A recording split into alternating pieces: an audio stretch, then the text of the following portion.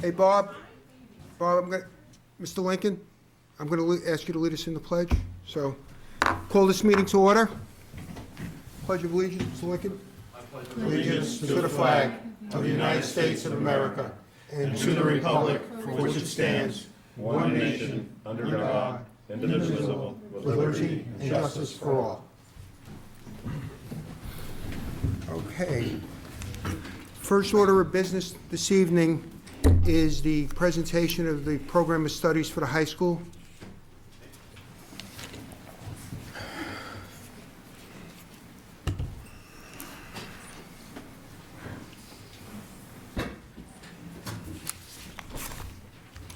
Good evening. At the last meeting that we had the handout with a draft copy of the program of studies. And what we try to do is highlight anything what we would call new, other than saying, grammatical changes and stuff like that. And basically, we've listed 4 new course offerings that will be in the high school program of studies. 2 of them are in the English area. We are going to be offering advanced placement English language to go along with our advanced placement English literature. And I think that's going to be a positive addition. We will be offering again sophomore humanities. If you remember a couple of years ago, we offered freshman and junior humanities. Freshman humanities has always stayed. Humanities is a combination of English and social studies. We had to drop the junior humanities because the state required the civics economics offerings at the junior year.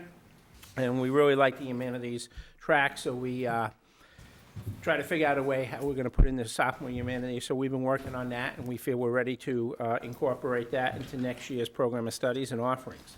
We also have 2 math new offerings. One is Informal Algebra 1. We felt that there was a gap in the math offerings that we were given, and the math department agreed with that. So we thought we'd make that an offering. And you can see in the back we have a flow chart which will explain that.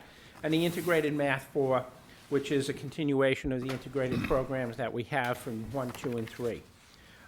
As far as updated courses, it's not really a change. It's Athletic Training 2 and Sports Exercise Science.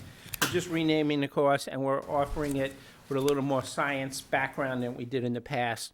This is the 2nd level of the athletic training. It's an elective. And the last but not least, it's not a really course offering, but students who are in the marketing program, as you know, this year are running our school store. We have many of them volunteering during their lunch or study periods to work the school store under the direction of our marketing teacher, and we felt it would be appropriate for those students to be offered it as a quarter credit, as we do in our guidance aides and office aides and stuff like that. They should be rewarded also for giving up their time, their lunch or their study time. So basically that is it, except for the flow chart. And for math, we thought we'd show you what this year's was on top and how nicely Informal Algebra 1 fits in, and also how nicely it is to add the 4th year of the integrated math. It gives kids more offerings, nothing wrong with that. And it also gives options for kids if they aren't succeeding in a course to drop a level without really having to drop 2 levels. So if there are any questions, I have our curriculum coordinators here who worked very hard with our teachers to come up with this. Questions from the board? I had spoken to Jim this afternoon, and one of the things I was wondering is, it appears to be really a neat thing to put social studies and English together, to get the additional writing prompts in there. And I was just wondering, should we be looking maybe at one of these levels to make it the standard college prep course, and where a majority of the students would take this here instead of having the option of it? It would be something worth looking into, but what we run into is currently we have our social studies department is one of the areas in the building where all classes are heterogeneously grouped. And if we were to start putting those as blocked classes, the students, we would, let's say at the mid-track level, the English and action level, pairing up with that U.S. history.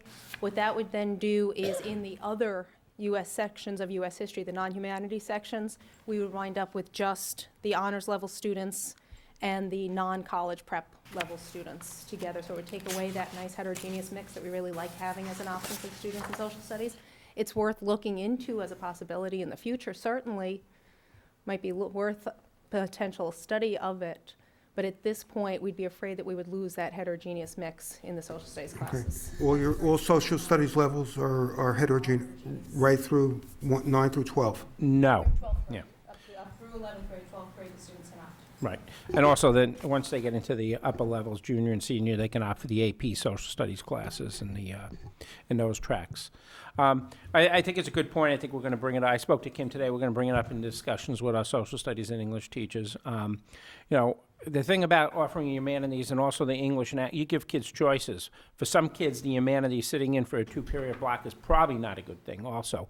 But by offering it, we could see this year what is the percentage of kids that sign up for the humanities. If the percentage is high, because now we have it in freshman and sophomore year, then that may be a way that we can move and look at. I think it will be pretty steady in sophomore year because it's very successful in the freshman year. And right now in freshman year, we have 2 sections of the freshman humanities, which would be actually 4 classes. We might be able to expand that, and that's where we get those students out of. But it's a good point, something we'll look into and bring up at our department meetings with social studies and English, and maybe next year we'll have, a little bit more of an offering of that. Okay. Can I have a motion to accept the program of studies? So moved. Do I have a second? All those in favor say aye. Aye. Opposed? Okay, thank you very much. Thanks. Okay. You want to go right into the budget hearing? What else we got? Okay. Mr. Lincoln, you're up first.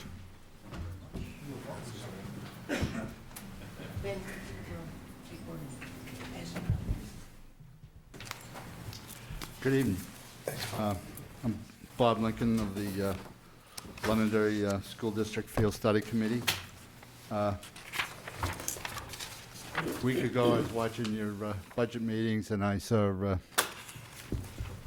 Mr. Zappler present the Maintenance Trust.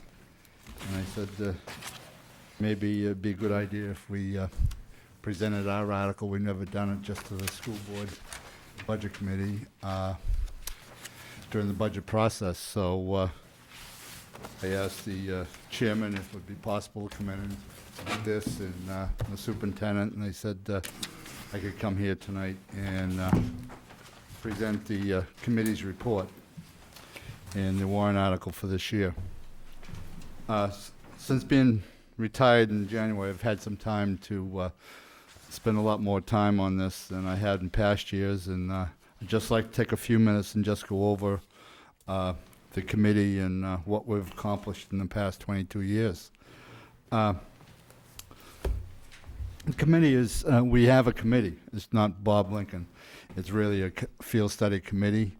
It's consisted of 6 community members, Ron Campos, Scott Hale, Dave Kelly, myself, Tom Moran, and Art Sleet is the the recreation director for the town.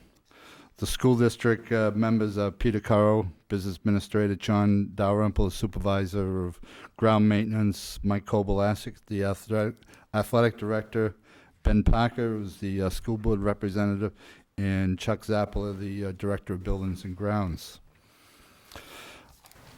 The fields are used. We have some 48 teams in the school district that utilize our fields. We have 10 soccer teams with about 200 athletes on the soccer program. We have 4 football teams with 104 ball players. And we also have lacrosse, lacrosse, baseball, field hockey, softball, and baseball. With all these teams, we also provide fields for the recreation programs for the town. We provide the fall football program, which consists of the Wildcats, the Junior Lancers, and the flag football. They play at the track, the varsity field, and the South School. We host the cheerleading program for the town, the Blue Lions. They utilize the kindergarten, and the Wildcats utilize the middle school baseball field. We also, on a part-time basis, supply fields to the soccer program. The recreation utilizes Matthew Thornton, and the travel team uses the middle school part-time. In the spring and summer, we host the town recreation boys lacrosse program at the middle school, the girls program at the Matthew Thornton School, and the adult recreation program at the high school game field. For softball, the men's program has 8 teams, and they utilize Matthew Thornton, North, and the Nelson Road, which is a town recreation softball field. The co-ed has 6 teams, and they utilize Matthew Thornton and Nelson Road. And the women, fastest growing program in the town, really, is women's softball. They have 10 teams, and they utilize high school and Matthew Thornton. And then the baseball, we have Legion, Senior Babe Ruth, and Laffer utilizing our fields. As I said, we have 48 teams. On the varsity field, which is the main field with the lights, we have football, soccer, and baseball. We have 39 games for the high school program, 12 games on that field from the outside, the Junior Lancers. 51 total games on that stadium field. The boys lacrosse field, the new game field, we have 11 games. The track field inside the track, we have 28 school games plus 25 outside games by recreation teams. So there's 53 total games played on that field inside the track. Softball, we have at the varsity softball field, we have 14 games for the varsity softball team plus 50 for the various recreation programs. 64 games, minimum 64 games are played in that field. In the middle school game field, we have 46 games for the school plus 20 for the outside, or 66 games are played there.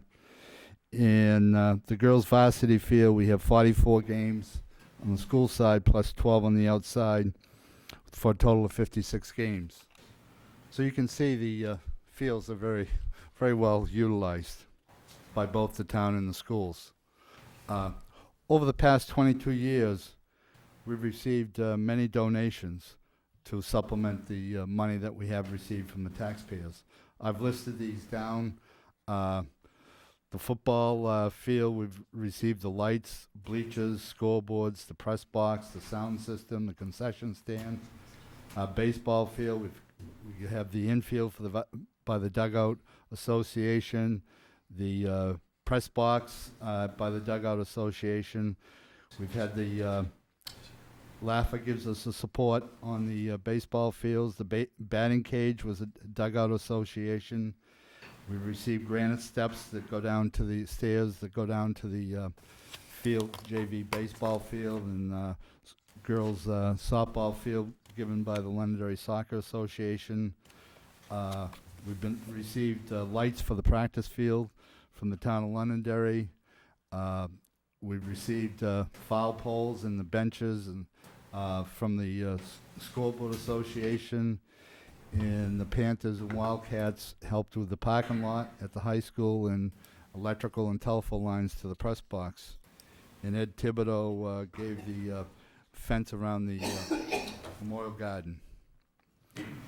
Over the past 22 years, the taxpayers have given us to the Field Study Committee $2,060,500.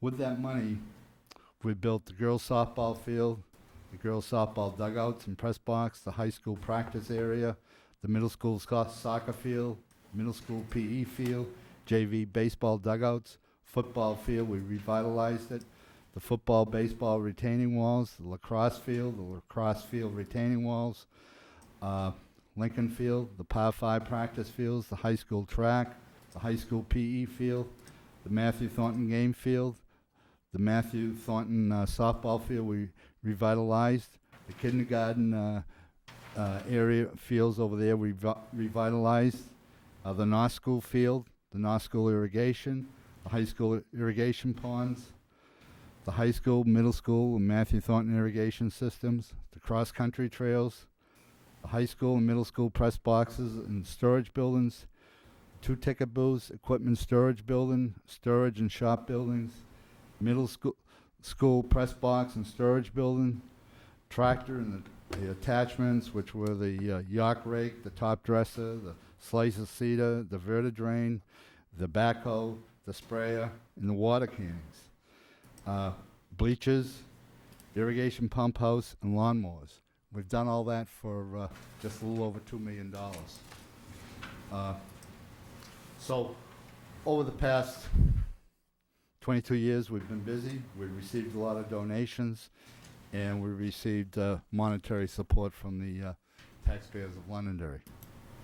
This year, we're submitting a warrant article for $250,000, which is 7 cents on the tax rate, which is $21 on a $300,000 home. What the money will go towards this year is to construct a football practice field. This is the area behind gymnasium that the trees have been cut. If you walk behind the gym or drive around the road there, you see the trees have been cut there. We're going to construct a soccer game field. Earlier in the presentation, I explained that the boys lacrosse field is hosting 11 games. What we intend on doing is to expand the lacrosse field so we can put in a boys, not a boys, but a soccer field, be utilized both by the boys and girls soccer team. This will enable, takes the pressure off the game field, plus at the end of the season, we end up many times going down the West Road because we don't have enough soccer fields at the school to play. So this field will hopefully be able to keep the students from going down West Road, which is really a big improvement because when the teams leave the school, you know, your medical attention and all the other things go along, you lose control, especially going down to West Road. Those students, so it's makes it a lot easier if we can house those games at the high school. Plus, it's an improvement, and there's very little cost involved in constructing this, enlarging this lacrosse field to a game field. We're going to improve the irrigation system with a new electrical system, which will allow us to run our pumps more efficiently down there. Right now, we're running out of time. There's only we've built so many fields, and the irrigation system is so large that it's not enough hours in the day really to do all the irrigation work with the pumps we have. And by getting the electricity down there, we'll be able to utilize the system a lot better. Also, we're going to be putting the main irrigation line over the kindergarten field. And then hopefully next year, if we get our money, we will irrigate and upgrade the kindergarten field over there. So that facility will be improved and maybe utilized a lot more than it is at this time. And utilized, I'm not talking about, don't get upset that we're going to be bringing high school kids into the kindergarten. It would be more of the small youth soccer programs, the 5-7-year-old type recreation soccer programs. We're going to complete the JV baseball dugouts, which you've seen. We've built the concrete bases. We don't have the roofs on them. We're going to start construction of a new varsity baseball field. And this will be constructed in the area behind the track where the trees have been cut. We think this was a 2-year project, but we feel that this will take baseball varsity off of the stadium field or the varsity field. It will allow the high school and other baseball teams in town to have a fall baseball season. I drive over to Hampton every September or October, and you go by Winnicott High School, and they're always playing baseball in September and October over there. They have fall leagues, and we're unable to have any teams play in these leagues because we don't have the facility, because we have the football or soccer field taking up that facility. So this will be a baseball field, only for baseball, and again, it should be a facility that baseball can utilize spring, summer, and fall. We're going to start construction of a new concession stand, press box, be the same size as the one over the middle school, except instead of having a storage building underneath the press box, we'll have a concession stand. The present concession stand was built by the students in the construction trades in the early 80s when we had a construction trades program at the high school. There are some issues with that, and we're going to start construction of a new concession stand in the soccer lacrosse press box. And then we're going to do some ongoing improvements to the fields, cross country, the high school practice field, and the middle school practice field. So that's our plan. Hopefully the taxpayers will support us. Again, it's 7 cents, and that's what's in the warrant. Have any questions? Questions from the board?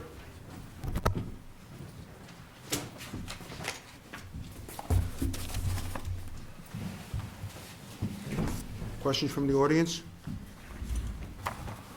Okay.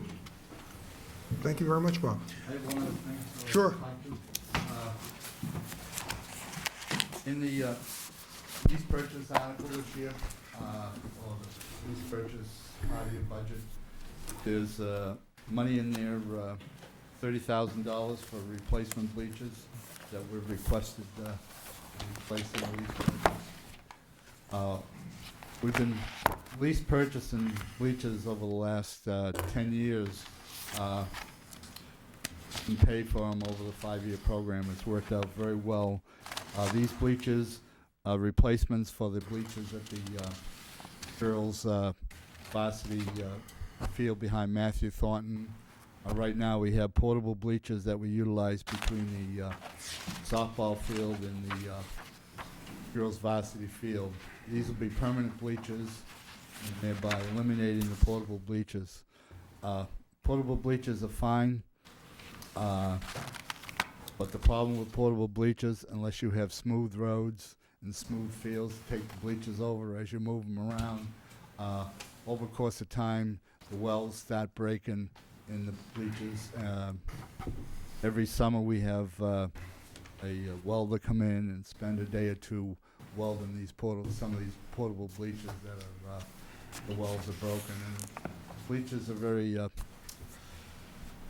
susceptible if they're not maintained properly. People utilize them, people get hurt on them, and it's just a safety feature. And what we're trying to do over a course of the next 5 years is with fields, the varsity fields, is to have permanent bleachers, because those are the ones that the crowds usually come to, and then utilize the portable bleachers, not so much portable, but just leave them in place and for the recreation type fields or the JV fields. So there's $30,000 in the lease purchase for those bleachers. Okay. Thank you. Any questions? Seeing none, why don't we move on? And Nate, I was going to take a couple of the other items to see if a couple more of the Budget Committee members would show up, because they said they would be in a little bit later. Why don't we start with food services? That's a good idea. It's always a good idea to start with food services.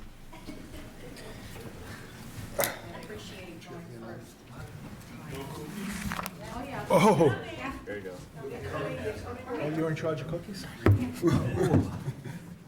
Only got 2. I'll dig that one out later. I get it. Go ahead. Keep going. There's nothing wrong with that. Kiss it up to God. We don't need to pay attention. Somebody took Nate's, did they? A special spot. Just like that. I work on a 35-second. I don't know. Make it close to a minute. Doesn't have my name on it. All right, a minute and 35. Thank you. Here you go. There's nothing wrong with that puppy. Yes, All right, now what is exactly you want, Nancy? yes. The We're sharing it with you. records show the plate doesn't pass by John. Yeah. Let the record show I'm corrupt. Okay, Getting Nancy. off cheap, John. Okay.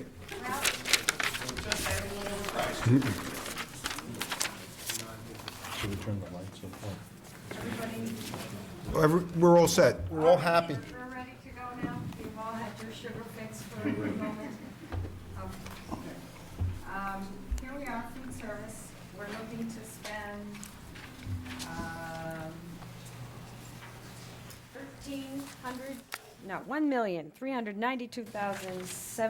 1,392,731 next year, which, Well, somebody woke up. there's a couple of things on our budget that are changed from last year. First of all, in this school year, '07, we originally had $63,842 scheduled to spend on new equipment.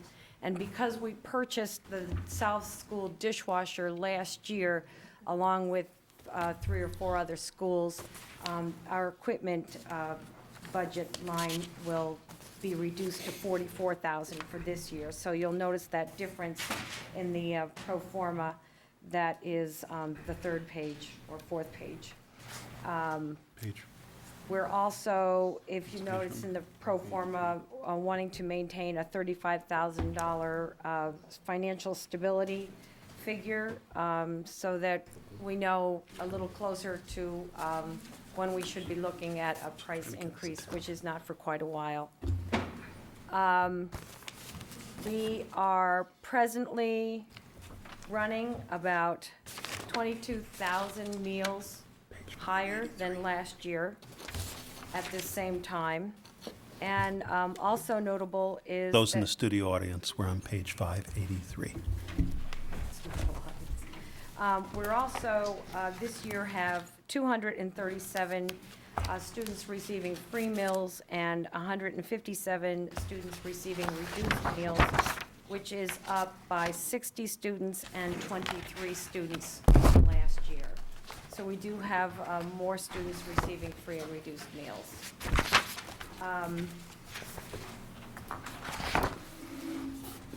This year, we have a few pieces of equipment that were purchased, but in '09, we are, if the bond is passed for the South School, we have a total of $67,645 in replacement equipment for the South School. We'll be pretty much doing the whole kitchen over, allowing a lot better performance from the staff as well as use of space for the students as well. So we're looking forward to that renovation. A lot of it will be reaching codes, food service codes that are not being met at this time. That will be a nice thing, and what we need most of all in that renovation is electricity. We could proceed with it, but we need the power that is going to come from the bond, the electricity, the electrical power.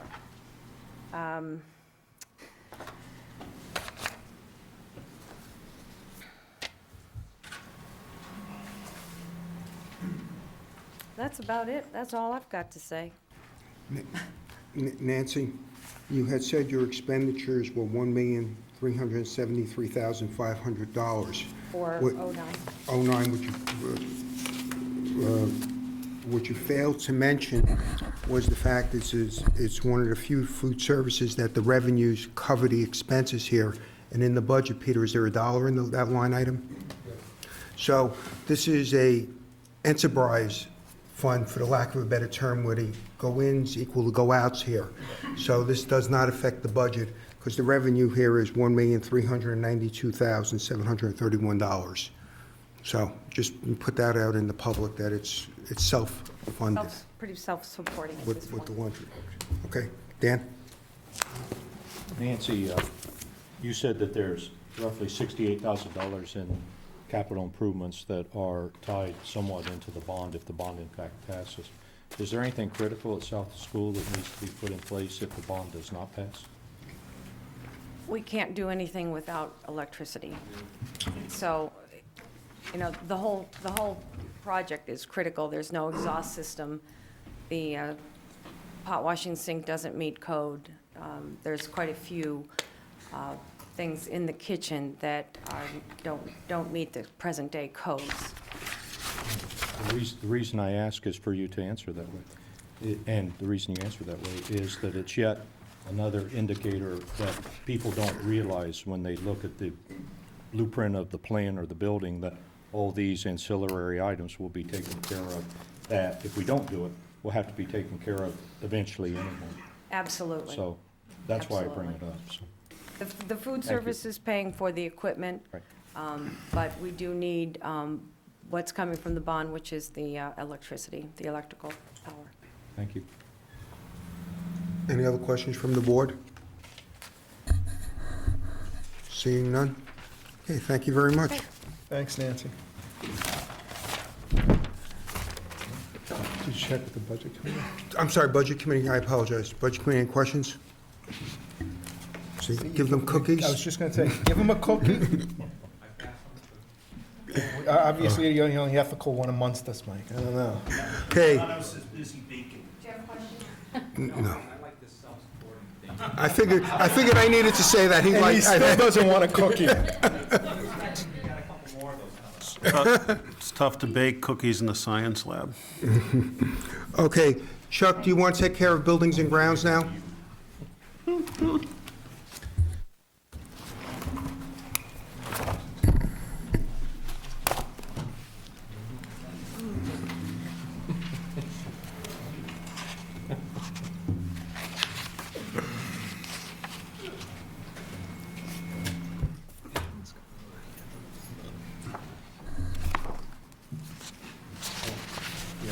413. Read. 413. The Londonderry School District physical plant is one of the largest in New Hampshire among public school facilities.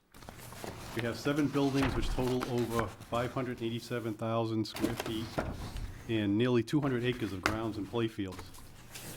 The goal of the Buildings and Grounds Department is to provide a safe, clean, and comfortable environment for the students and the staff, and to maintain the multi-million-dollar investment by the citizens of Londonderry. The FY09 operating budget request is $2,060,838, and that's 2% lower than the current fiscal year. I have a couple of interesting facts and figures. In the school district, we have 18,200 light fixtures, 145 bathrooms. There are 96 telephone lines, 550 telephones, and we maintain 780 voicemail accounts.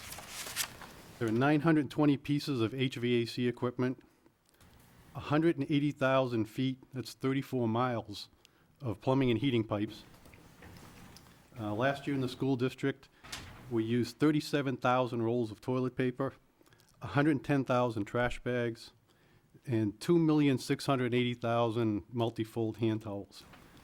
We also received, completed, and closed out 3,000 work orders. Buildings and Grounds Department has 46 employees. There are 3 in the Grounds Department, plus 1 custodian who is assigned to grounds. We have 4 in building maintenance, including our own in-house licensed electrician and an HVAC technician. We have 38 custodians. Approximately 1/3 are on first shift, and the remainder on second and third shifts. I'm sorry, 1/3 are on the first shift. We run a third shift at the high school and the middle school because of all the afternoon and evening activities. Typical week, this one in particular, we have about 120 activities going on, and it's really the only way we can get the buildings clean, to run a third shift. The average custodian who is cleaning on second or third shift completes about 23,000 square feet in their area. Buildings and grounds operating budget consists of 135 accounts, and it can be found on pages 413 through 433 in the budget book. In the operating budget, approximately $1.1 million, or 55%, is for utilities. It includes electricity, gas, oil, water, sewer, and telephones. And everyone's aware of the rising costs for heat, for gas, and for oil. But recently, we've seen some pretty large increases in rates for sewer and water fees. Our energy conservation program continues to be very successful. We have a cost avoidance of over $300,000 this current year, and a total cumulative savings, a cost avoidance of $2.2 million in the past 7.5 years. The balance of the money in the buildings and grounds accounts is spent on supplies, repairs, and small equipment purchases. Supplies will include, for outdoors, ice melt, grass seed, fertilizer, and field paint, and indoors, custodial cleaning and sanitary products. And we bid out all of our custodial supply products. It's a very involved process, includes hundreds of items, and I look for the best value, not the lowest price. And vendors are always welcome to supply and demonstrate, at their cost, of course, new products, and try to convince me and our staff that what they want me to buy is a better value than what we already use. In the repair accounts, repairs are just that. It includes plumbing, heating, ventilation, electrical, lighting, air conditioning, air filters, windows, doors, fire alarms, intrusion alarms, video security, traffic and parking signs, locks and keys. We have over 800 different keys just at the high school. Elevators, roof leaks, painting, wallboard supplies, etc. We also need money for repairs for equipment, including our vehicles, grounds equipment, custodial machines, mowers, vacuum cleaners, carpet extractors. And all of these items, all of the accounts, utilities, supplies, repairs, are normal, everyday expenses. Also contained within the operating budget is an account called district-wide construction. And this funds special planned projects. We usually try to complete them during the summer. And there are a list of the projects on pages 410 and 411 that we're planning for FY09. And this list may be updated and changed during the next 6 months if our needs or priorities change. In the capital lease accounts, I've requested equipment such as a replacement truck for grounds, some new and replacement equipment for the buildings and for the custodial department. And all of these items have an expected life of at least 5 years. And again, we bid out all equipment purchases, always looking for good quality and good value. And finally, the maintenance trust fund is funded through a separate warrant article that pays for large one-time projects such as paving, roof replacement, and HVAC upgrades. And information on the maintenance trust fund and projects we completed in FY08 and the planned projects for FY09 can be found on page 587 of the budget book. And that is a summary. If you have any questions. Questions from the board? Questions from, go ahead. Chuck, on page 430. I think I know the answer, but I just want to point it out. While you're looking, you have budgeted oil at $2.40 a gallon. That's the current contract, is it not? We paid $2.40 per gallon last year. The current price, we're very fortunate, is $2.195 per gallon. But I carried the budget what we had for the current year, the $2.40 per gallon. Smart decision. I have another question, if I could, Ron.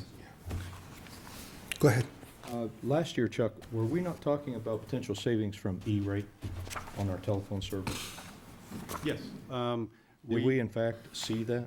Yes, we have been fortunate enough to get the E-rate money just about every year as long as I can remember. It is not a sure thing. We have been guaranteed, we have received confirmation, received the money for the current year, and we are applying for it for next year.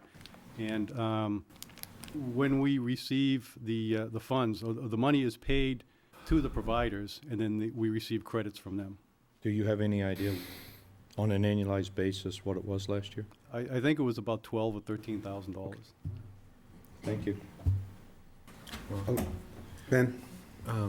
Chuck, on all the energy line items, the explanation for the reductions was that you were budgeting to actual, which I guess reflects a reduction in usage. Is that reduction in usage, do you believe it's due to conservation, or is it due to the fact that we've had warmer than normal winters the last couple of years? There are a lot of factors. We budgeted some pretty hefty increases a couple of years ago. We were anticipating some large rate increases, and at the time, the rate increases that we got were not as high as we had first anticipated.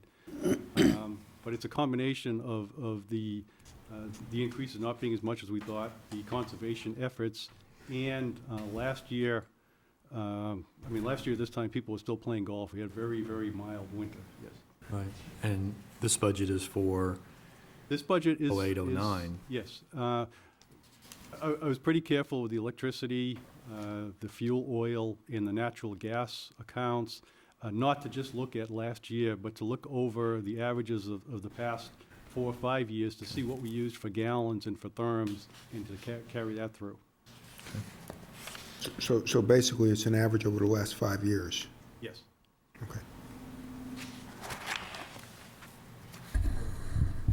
Nate? Follow up on Dan's question, and so people in the audience know, aside from the $12,000 for phone service, I think we had mentioned earlier, that we also applied for E-rate savings and for internet access, and it's been and I believe we received $12,636. So between the two, it's almost $25,000. And the only reason, that, if I could, Go ahead. that I asked that is, the reason it's mentioned here, but it's not carried, we're simply not guaranteed getting that. You have to apply for it on an annualized basis, if I remember correctly. That's correct. So there's, depending on the utility, if you get it or not. Okay. Okay. Questions from the Budget Committee? Mike? Yeah, Chuck mentioned you quantified cost avoidance this year at $300,000. Just briefly, how do you actually come up with that number? When we started the conservation program 7.5 years ago, we took the previous 12 months as our base year.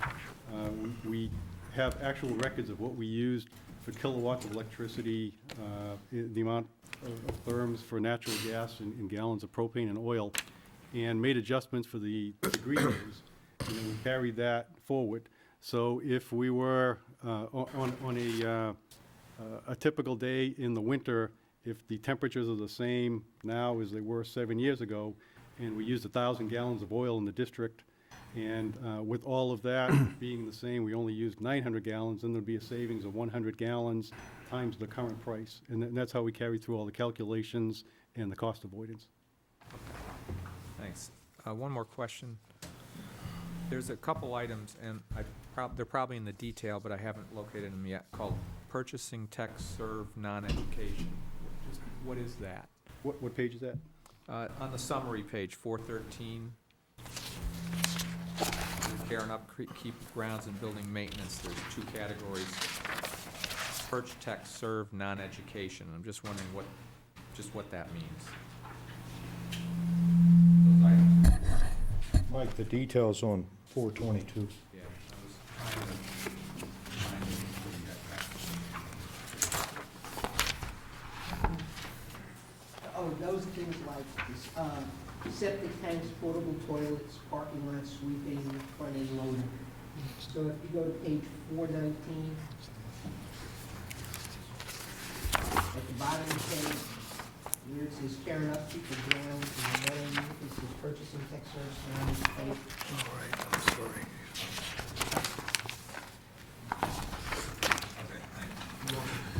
One more question, go ahead. The total square footage again of the district? 587,000 square feet. I'm sorry to cut you off guard on this one, but what percentage of that, so 587,000 square feet, what percentage of that do you think is air conditioned?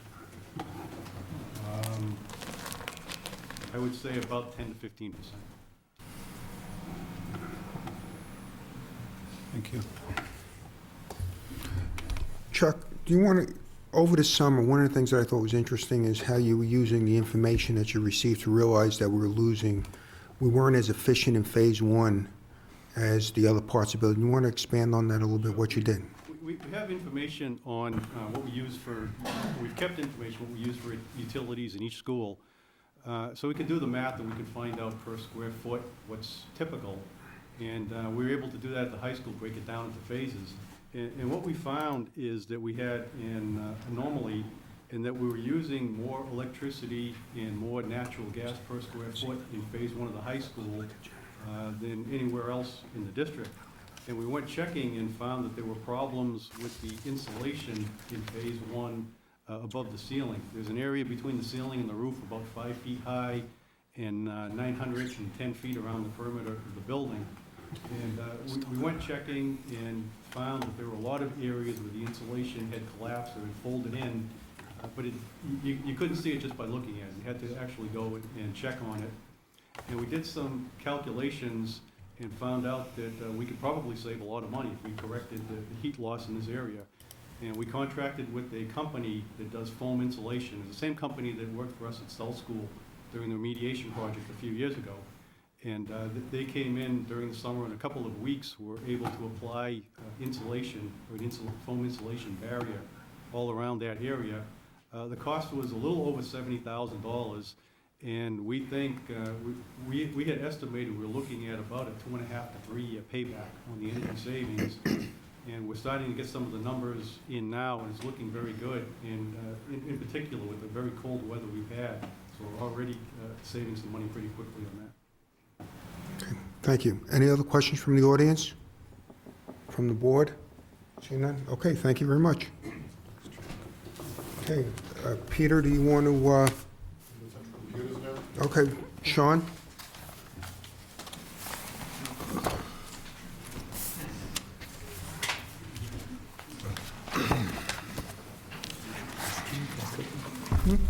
Yeah.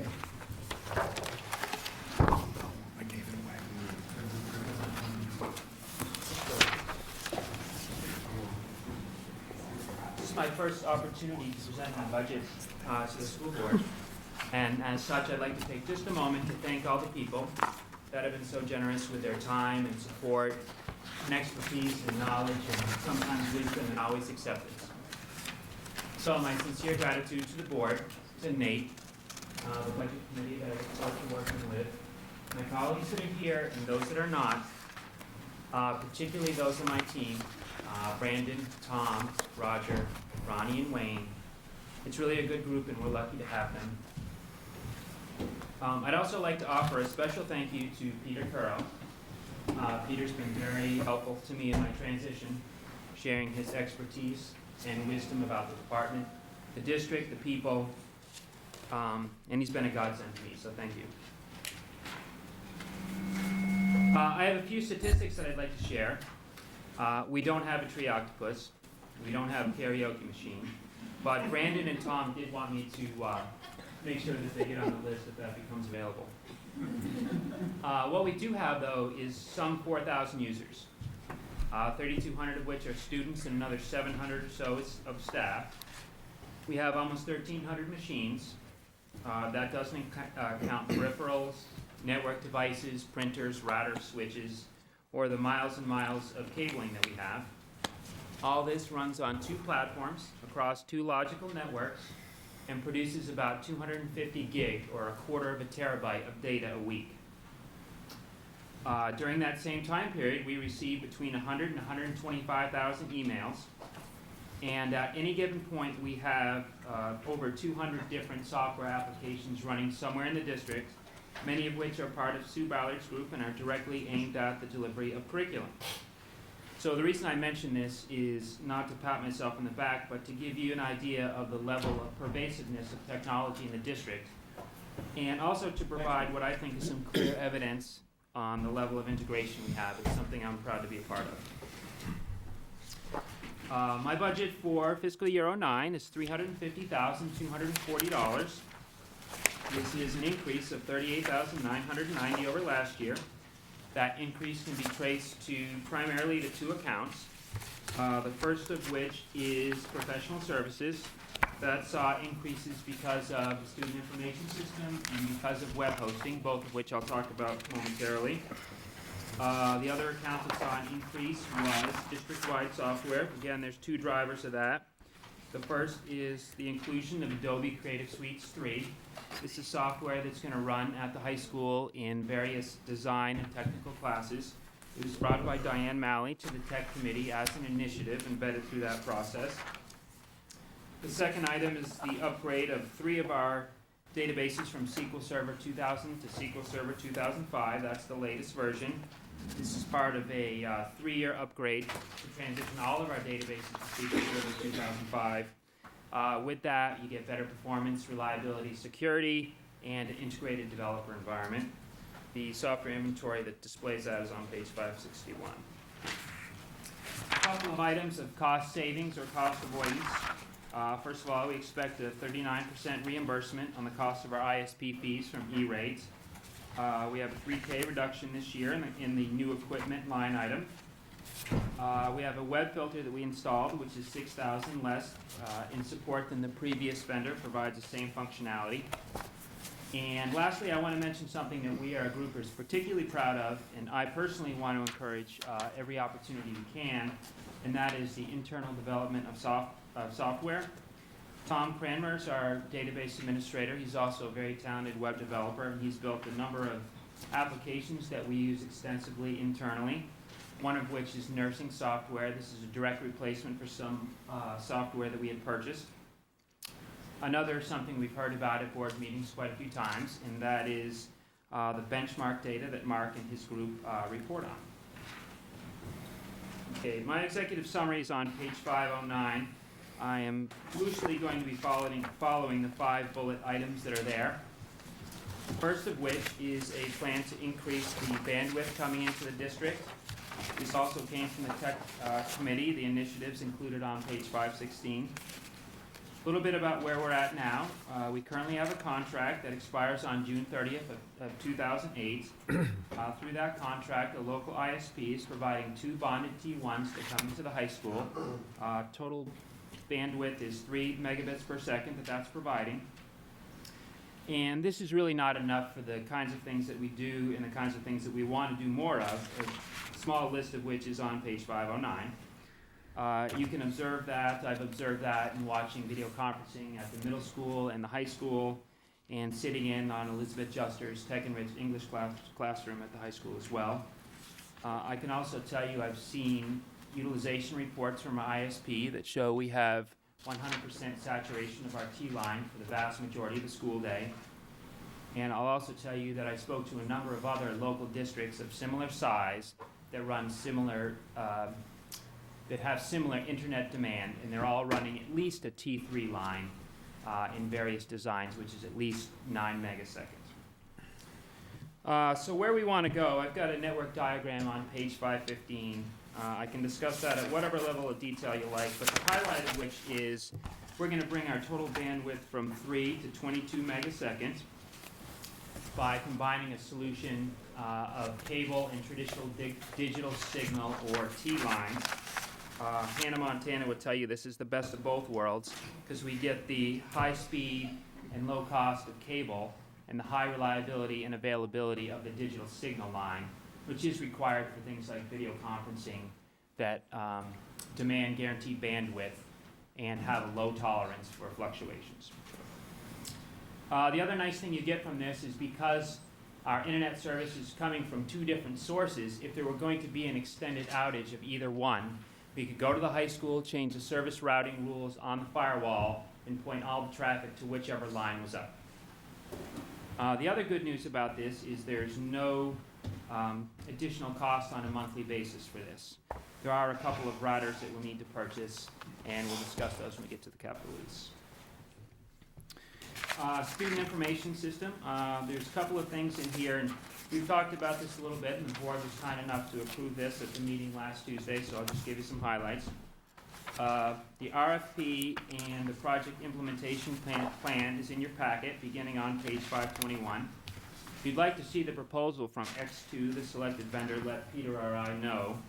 It's probably half the size of this booklet, so Anita would have killed me if I included it. There's no charge for software. There's no additional desktops that need to be purchased. There are a couple of servers, again, we'll get to in the lease. And there is a line in there for $54,540 for support in the professional services. One other note that I want to make is the initial implementation of this is going to be focused on 4 key areas that we've identified: scheduling, grading, online attendance, and the management of student data. Additional functionality like the parent portal will come along in subsequent years. Web hosting is the next project-based thing that I have in my budget. Tech initiative for that is on page 546. This is a project of fortuitous timing because our current web server is due for retirement this year, and rather than replace it, I'm proposing that we move our site, www.londonderry.org, to a dedicated hosting solution. It's important to remember, too, there is no confidential student data on this site. One of the obvious benefits of it is it takes the work of maintaining, upgrading, patching, procuring, and configuring a new box out of our group and offloads that. You also get the additional security that you get from a web hosting company that has 24/7 by 365 coverage and state-of-the-art software and hardware for intrusion detection. But to me, the real benefit is this. If nobody wants a site to be breached, but if the site's breached and is hosted somewhere out in the world at another location, I look bad, the district looks bad, the web hosting company's going to hear about it, but that's the extent of our liability. If the site is breached and it's sitting in a closet in the high school, our mission critical and our confidential data is put at considerable risk. And the website is the electronic face for the district. It's the most enticing target for a hacker, and it's the most vulnerable because it's exposed to the internet. So to me, web hosting is well worth the $600 a month and the $2,500 implementation fee. The rest of the items that I have in the operational part of my budget are level funding. The professional services items that we didn't discuss, training, repair and maintenance, supplies, and the conference in mind. Which brings me to the lease items. My portion of the lease is at the end. It's page 580 of your budget book.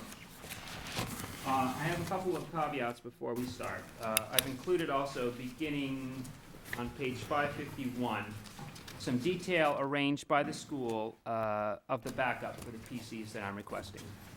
What I tried to provide is some information about what machine is being replaced and retired, why are we doing it, and what are we going to do with the new machine that we get.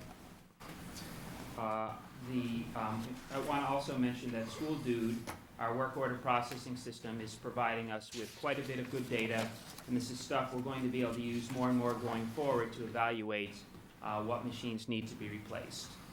Some of the older data that's in there beyond a couple of years isn't as reliable as the stuff that we have now. The platform testing, the Mac versus PC, is still going on. The budget is constructed based on the status quo. If that were to change, we'll buy PCs. Also included in your packet is a desktop refresh schedule that I'm working on in conjunction with the tech committee. And behind that, there's an Excel spreadsheet that shows what that would mean to the high utilization areas that the schedule focuses on, the labs, the libraries, tech-enriched classrooms, and so forth. And I also want to say, with regard to the desktop purchases here, sort of the 900-pound gorilla that's in the room is Vista. I don't know when we're going to go to Vista, but I know that I need to plan for it. Right now, of the nearly 1,300 machines, we have about 1,000 of them that are not compliant with what Microsoft publishes for the minimum specifications. Of those 1,000, about 200 of them are upgradable. That is, we can upgrade the video card or the RAM or whatever is deficient. That leaves us with about 800. I've got 200 machines here. The refresh schedule, again, it's a draft, but as it sits now, that would replace the rest of the machines in another 4 years. So 5 more cycles, the district would be compliant with what Microsoft publishes right now for Vista. I think this is a pretty reasonable approach and something that I want to plan for. I don't want to be here in 4 years asking for 700 machines because I didn't plan for something I knew was coming. Okay, the first item on the lease is workstations at the high school, 55 of them. These are all Power Elite machines. These are the remaining Power Elite machines except for 2 at the elementary level, and it's the second part of a 2-year plan to replace all the Power Elites district-wide. I'm sure you remember these were purchased some 5 years ago to extend the life of older Pentium 1 machines, and they've done their job. The machines at the middle school are from labs 274 and 279. You know, these are machines that are going to serve teachers well in the 8th grade wing there, but they're just not appropriate for a lab setting anymore. We've had 56 school dudes at the time of publication of this year since September, and we've probably had another dozen since. And I've got quite a few pages here of older school dudes on these items as well. The elementary school, there's 12 there. 2 of those are Power Leaps. The other 10 are spread amongst the schools, and these are at individual desks. Again, I have the detail in here about which machine is being replaced and what are we doing with the new machine. 2 at the SAU office. Those are for Nate and for Cindy Alley. I have concerns about the long-term viability of those 2 machines. 8 notebooks at the high school. These are older Fujitsus and Omnis that are largely in the hands of tech-enriched teachers. These are purchased in '99, 2000, and they also have outserved their useful life. The 15 notebooks are from the training lab at Moose Hill that we're proposing moved to the middle school. The 2 quad servers are for our student information system. This is the recommendation from the vendor. One of those is going to run the database. The other one is going to run the application itself as well as all the reports. It's important to know that this is the same recommendation that we would put forth if we were going to use a different solution, if it was PowerSchool or SMS. The 44 Macs are 2 different things. 16 of those go with the training lab that's above. Joe's training lab is moving to the middle school. And it's the same situation as those. They're older machines that are not really performing well in a lab setting. They have wireless cards that only support 10 megasecond networking. The other 28 of these 44 are elementary Macs spread across the district, machines who were bought in 2000 and 1999, and we're having problems with and are not upgradable. They're not in the newer G4 class. 2 printers, one at the North School was dropped. It's a 5-year-old printer. It hasn't been functioning well since it was dropped. The other one is from the South School. This is an older machine that we're having difficulty finding the toner for, and we actually are afraid that we're not going to find the toner for much longer. Network infrastructure, these are switches. This accounts for 6 of them. They're all at the high school. One is an $8,000 switch that will replace the core switch at the high school. The other 5 are $2,000 switches to replace closet switches. All of these are older HP Pro Curves, and we're having problems, again, finding the replacement parts for these. Even from HP, we're not able to find the parts in some cases. Last 2 items go with the increase in bandwidth, total of $10,000. One is for a $1,000 cable router. The other is for a $9,000 T or digital service line router. I will tell you also there's room for growth in this router. Our current one is maxed out. We can't support any more lines or any bigger lines. The one I'm proposing here will support up to 2 T3 lines, or 3 times the connectivity that I have proposed on page 515. That's all the items that I have. What questions do you have? Go ahead, George. Thanks. Sean, I'll start out with the web hosting option. I know you've got a note here, and I know you and I have spoken about it, about working with the town. Yep. Is that going anywhere? Is it not going We've anywhere? had a couple of meetings with the town. We're starting to put together a list of opportunities of areas where we could have some collaboration or synergy or share some services. I think this is a good opportunity to do that. I'm not sure yet if they're on board. Okay. Can you just keep us apprised of how that's going? Because I know it's one of my personal goals, especially in the area of IT. Can I Keep going. keep going? I want to ask you a couple questions. The workstations, how did you arrive at $750 per station? That's a result of a number of estimates I got from 4 different resellers, 2 of which I've had a relationship with in the past and 2 of which we've used here. It's also a slight increase over the estimate we got last year from the vendor we selected. My hope is that when the time comes, when it's not so far out and we have a competitive situation, that we will get a better price than that.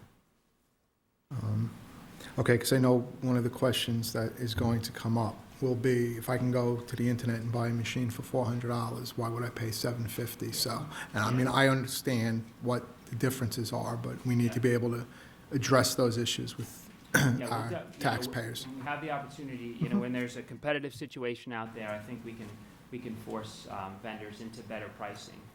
I would wholeheartedly agree with you. And then on the quad servers, can I keep going? Thanks. On the quad servers, where are you going to house those?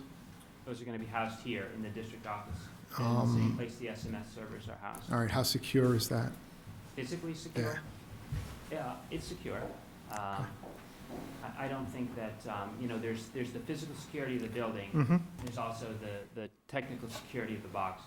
Is there any infrastructure that needs to be redone in there that's going to cost us anything? Do we have to run new electric or, nothing? No. Okay. Same power requirements. Okay. Thanks. Anybody else? I guess I'll take over for the moment. You made an interesting statement. You said in 5 more cycles that the district will be ready for Vista. Yes. Could you explain, define 5 more cycles? Well, I'm starting with, right now, with 1,000 machines that are not compliant, but 200 of which could be made compliant through purchasing more RAM or better video card. So the 5 cycles are this one here, as I propose the budget, and 4 more based on the desktop refresh schedule. So the definition of 5 cycles would be 5 years? Yes. Okay, well, maybe Vista will be ready by then. Yeah. I would hope To so. that point,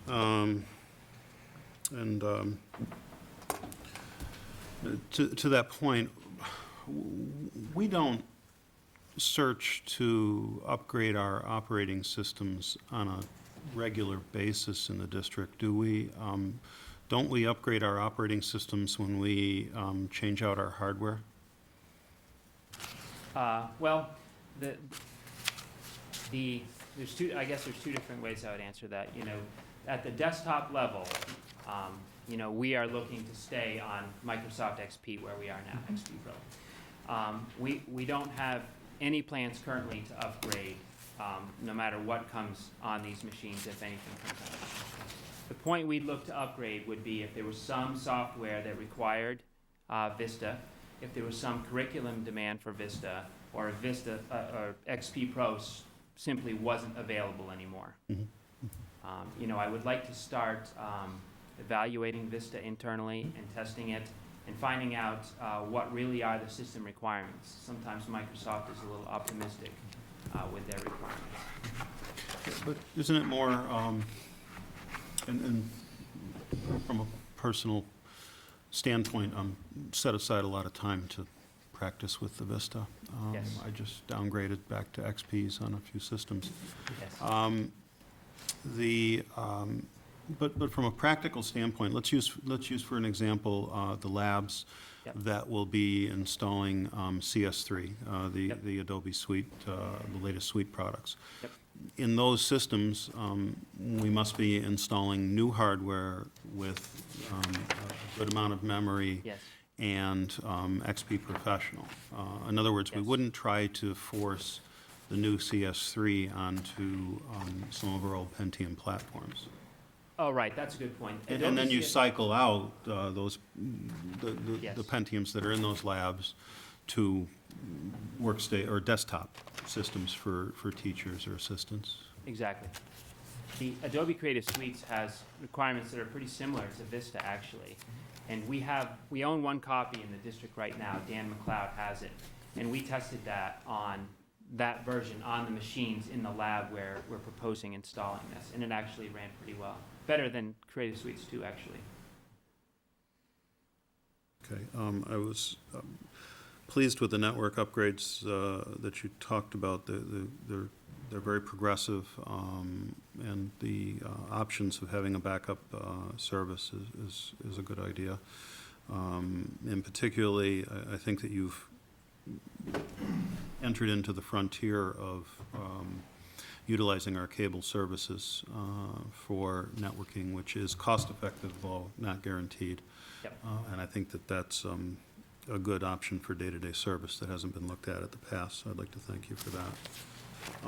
The web server, and I'd like to bring this up, and like Dan, I think I know the answer, but, $600 a month with a $2,500 fee, I know based on what the school district's website is, that this is something that should be in the $100 range per month. But we have special needs with the school district website. Can you explain those? Cold Fusion is really the application that we require on the website that isn't standard.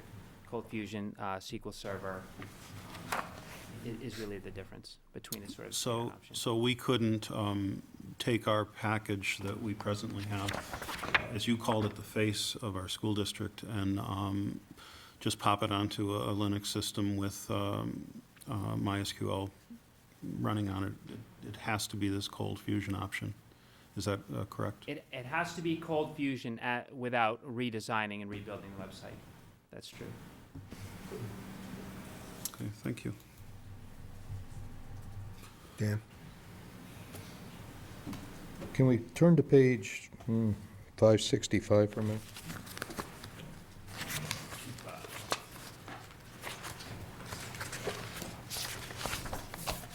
My question's on the Munis annual support. Yep. Peter may be best first to answer this prior to your tenure, Sean. Did we sign, we've been on Munis now 4 years? 3 to 4 years. This is coming up the 5th year, this one. What type of support contract did we sign? Was it a 5-year support contract? Or I would think as we become more and more versed in Munis, I guess my question is, what are we getting for $54,000 or $45,000? Are we even using it at all? Is it just a fail-safe? We do use a lot of support from Munis. All of these professional services offer us technical support at some service level. They offer us, and through that we get access to source code to do bug defect correction that we don't otherwise have access to. I thought in Munis we purchased the source code. No, We did not? we have it available in escrow, should the company like Oh, okay. We don't, And we get license to use, license to upgrade, and get enhancements.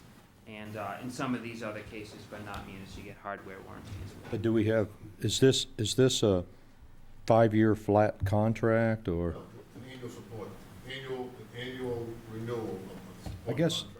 I guess what I would ask is for the forthcoming year, are we getting $45,000 worth of support from them? Sure. And as the as the system is becoming a little bit more mature for us and the users, I simply don't see why $50,000 or $45,000. And with the support contract comes upgrades.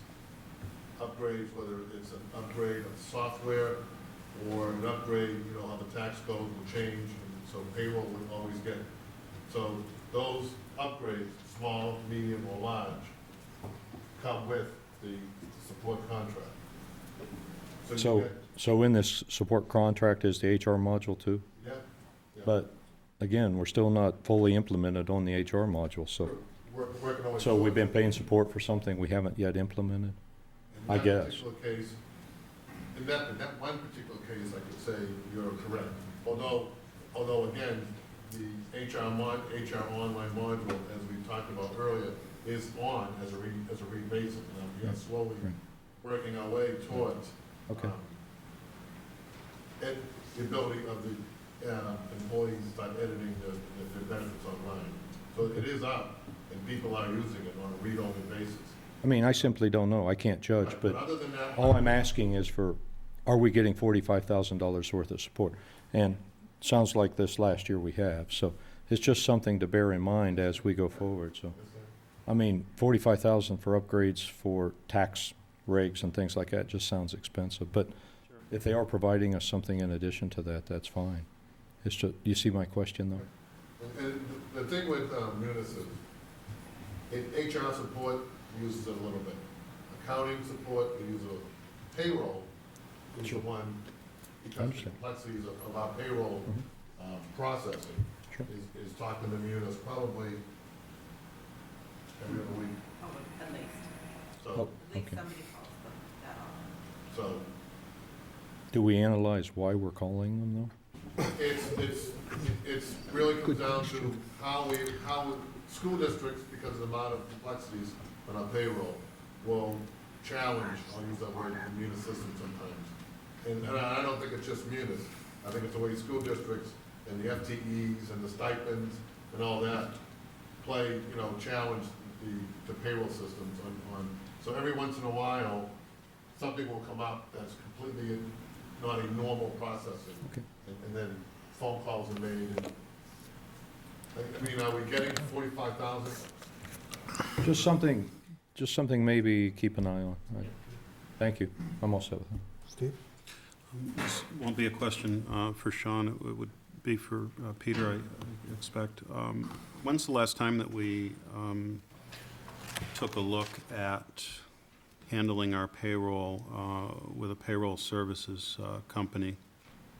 At the time, before we decided to look and purchase Munis, we did a thorough investigation as to whether we wanted to go outside of payroll. The synopsis of that was, first of all, I believe the company, when brought in and shown what we do, basically said that they couldn't handle our payroll with all the complexities that we had. That was one answer. And two, even we asked them, okay, let's assume you could do it. The savings wasn't a whole lot because we had to do all the upfront work that we do now, and then simply take the disc, send it off to ADP.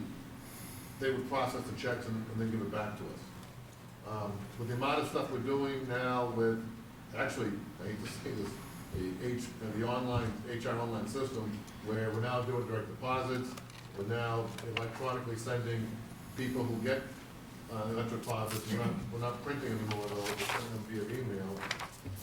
And we're doing a lot of the deposits electronically for the benefits for retirement. How many years ago was that? 4. Thank you. Questions? Any other questions from the board? No, Steve has. One more question. You kind of hit a little bit of a nerve for me is, when are we going to allow the employees, I know we're moving slowly, but it seems to be crawling, to allow them to make the necessary changes in there? I mean, businesses have been doing that for years, to have the employees make the changes to their accounts. I would say, Turn the microphone. I would say, as you know, we were doing well, and then, not to be funny, the budget season hits us, and everything kind of stops, and we get through the budget season. And Susan and I have talked about it, and I think you're gonna see a rejuvenation of coming back to the Munis Online project, and I would think by the time June 30th hits, we should be up and running pretty much the way you expect it to be. Okay, can we take that as an action by June 30th, we will have Munis online running. I mean, I don't think it's that difficult to do, and I think most people have done it in other districts and in other businesses. I mean, there is no person that I would call at my company or many companies to change my health benefits or my deductions. And that's, you're right, and that's pretty much why we started the process to begin with, because others are doing it. And we will make that a priority the next 6 months. Okay. Yeah. Sean, I love the write-up on page 511, and can you go into a little bit more detail? I love the using the school dude, the way you've done it here on the replacement of the rooms in 274 and 279, why it makes sense for us to replace those classrooms. Yes. Can you expand on what's in here, just so the audience can hear that? On those particular two rooms? Right, you go into the reason and the cost, of what it's costing us in this past year in there. Sure. I'll read what I got in that paragraph, if that's okay. Yes, please. Rooms 274 and 279 at the middle school are slated to receive new workstations. 60 machines in these labs have been in service for over 5 years and have had numerous issues, including power supplies failing, ports intermittently functioning, CPUs requiring frequent resetting, and software lockups caused by the demands of newer software in a lab environment. Combined, these two rooms have accounted for approximately 130 school loot incidents, 56 from this year alone, totaling well over 100 hours of support time, with a time and materials cost of over $5,000. Despite the issues, these machines will function fine in a classroom environment. As such, all 60 will be redeployed to classrooms that are running Category 0 or older or poorly performing Category 1 machines, all of which are in the 8th grade wing. And you know, I mentioned this very briefly in part of my presentation. There's a lot of good information in School Week, and a lot of the information from the recent year or two is really good, and it's going to be really valuable going forward for analyzing these kinds of things like this. And that's what I wanted to bring out to the public. The fact is, it's not just a wholesale replacement. We've got material back here backing up why it's costing the district more money to keep that machine in service, to fix it, to make it last one more year. So I appreciate that write-up. I appreciate the use of the school dude to get to this point here, that we can make an intelligent decision why we're replacing 2 labs. Thank you. Peter. Comment I wanted to make, going back to Munis for a second, with online and HR, is the first time, well, not the first time, for the last 2 or 3 years, we've actually got HR connecting with payroll. And a lot of the workflow now is seamless between the HR department flowing to payroll. Benefits, salaries, deductions, are all seamless. Whereas I think when I first got here, it was not that seamless connection. I think that's going with Munis, the amount of work we've done on the HR side and Susie's group, working with the payroll department and making the workflow internal, electronic, and making it seamless. So we've made great strides. In fact, now we even have time and attendance being done in the buildings, electronically coming into Munis, and then being analyzed and then being processed through the system. So. Excellent. Questions from the Budget Committee? Go ahead, Mike. Thanks. Hi, Sean. Hi. Welcome. Prior to asking budget questions, I have a couple questions based on your professional experience. One of the notations on 511 refers to multiple, I don't want to use the word homegrown, but Yes. software programs that you're kind of developing in-house. Yes. And I always thought the trend was to move away from multiple homegrown systems, because in the long run, if you lose that person who supports it or has the expertise, you may have Yep. systems that are then more difficult to manage, that Yeah. type of thing. What's your thoughts on that? There's a trick to it. Yeah. The software needs to be developed to a normal development standard, and Tom really is an outstanding developer and has done that. And the other critical component of it is one of the other nice features of it, and that is that we use a non-proprietary database. We're using SQL Server for all of this. It also integrates the data into our data record so we can report across all of our applications. And we're using ASP. So these are tools that are out there very extensively in the marketplace, and it's easy to find. It's not easy to find Tom, but it's easy to find somebody with these skills if we needed to. Okay, so you don't foresee a downside just based on all the stuff you just mentioned?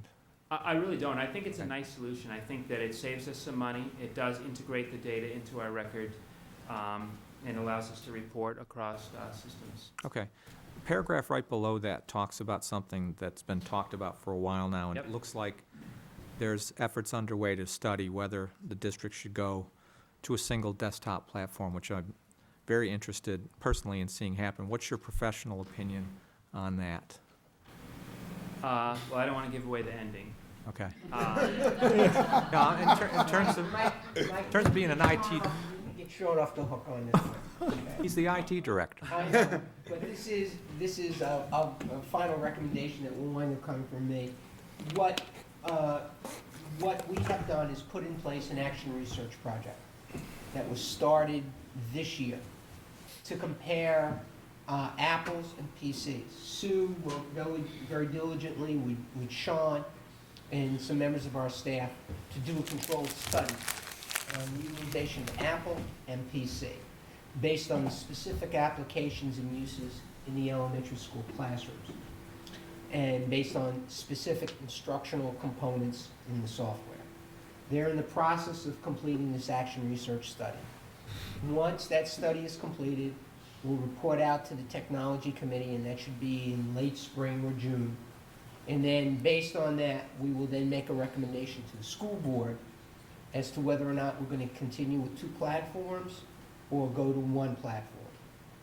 Now, at the same time, there are certain specific instances or specific programs in our school district where we think apples are superior to PCs, particularly in the video programs that we have and some of the other programs. However, that's what then will base the recommendation. And as Sean had mentioned, that we built the lease budget around a combination of Apple costs and PC costs to use as placeholders. We're comfortable with that because we don't go out for the lease until, don't buy items in the lease until summer, and then on top of that, because it's a lease, if we go out for apples or PCs instead, if we don't spend as much money for the computers because we're buying PCs instead of apples, it's no harm, no foul, because we just don't ask for that amount of money. So instead of, let's say, $400,000 on the lease, we ask for $399,000.99, whatever the case may be. But I felt it was important for me to get him off the hook on that. He has to stay neutral as part of the process. So there you go. My assumption was the IT director would play a major He certainly role would. in deciding IT type stuff. Yes, he certainly would. Okay. John, question on training as it Yes. relates to the new X2 system. Yep. When we went through the IT budget on the town side, there was the purchase of a town-wide software program last year, and in this year's budget, there was money allocated for training. So the question came up on the town side, and I'll ask the same question here, as to whether we either rolled training into the actual RFP or the proposal, or whether we tried to do that and weren't able to get some training built in versus having to go back out. Yeah, we're going Work for a to, software company, so I kind of know what we want to sell you before Yeah. and after, and you do too, so, yes, and they wanted to sell us the training. yes. And we do have training that we're getting from the software vendor, from X2, that's part of this. It's going to begin in the spring with technical training and training for scheduling, and it's going to go right on through the summer to the end user training. There's $20,300 allocated to that, and correct me if I'm wrong, that's coming from money that we had, that we were going to use for support of our current vendor, but are not. That our current vendor this year. So we have the money for it from that, but it's not necessarily explicitly in next year's operation budget. Okay. Budget questions. It looks to me that the operating budget is an increase of 18.5%, 54,000, if I'm reading the numbers correctly. Just as far as budgets go, it seems to be somewhat of a hefty increase. Just wondering, what your thoughts were on that as you prepared the budget versus what you saw for the budget last year. Well, Being the new guy that's on the hook. I can't be responsible for what happened last year. Yeah. No, that being said, you know, the major driver for the increase, the major focus for this year was improvement of the infrastructure. And the major drivers for the increase in my portion of the budget this year are increasing the infrastructure. It is X2, the student information system, it's web hosting, and it's a couple of pieces of software and hardware that are designed around improving the infrastructure. Okay. I did like what you said about Vista being in the business that you're in. People tend to want to, move forward and be on a current operating system, but I do like what you said in terms of if the district were going to upgrade and you're involved in making those decisions, that it would be done based on real demand factors for Vista, such as some key curriculum issue or some key hardware or software requirement versus it'd be nice to have. Yes. And I think what Steve said is correct in terms of, how it's performing right now. And it appears that Microsoft's going to support XP for another 5 years. Yep. And it's solid and it's widely used. And I was glad to hear that you're not going to dive into that. Yes, we won't be moving ahead for any cool factor.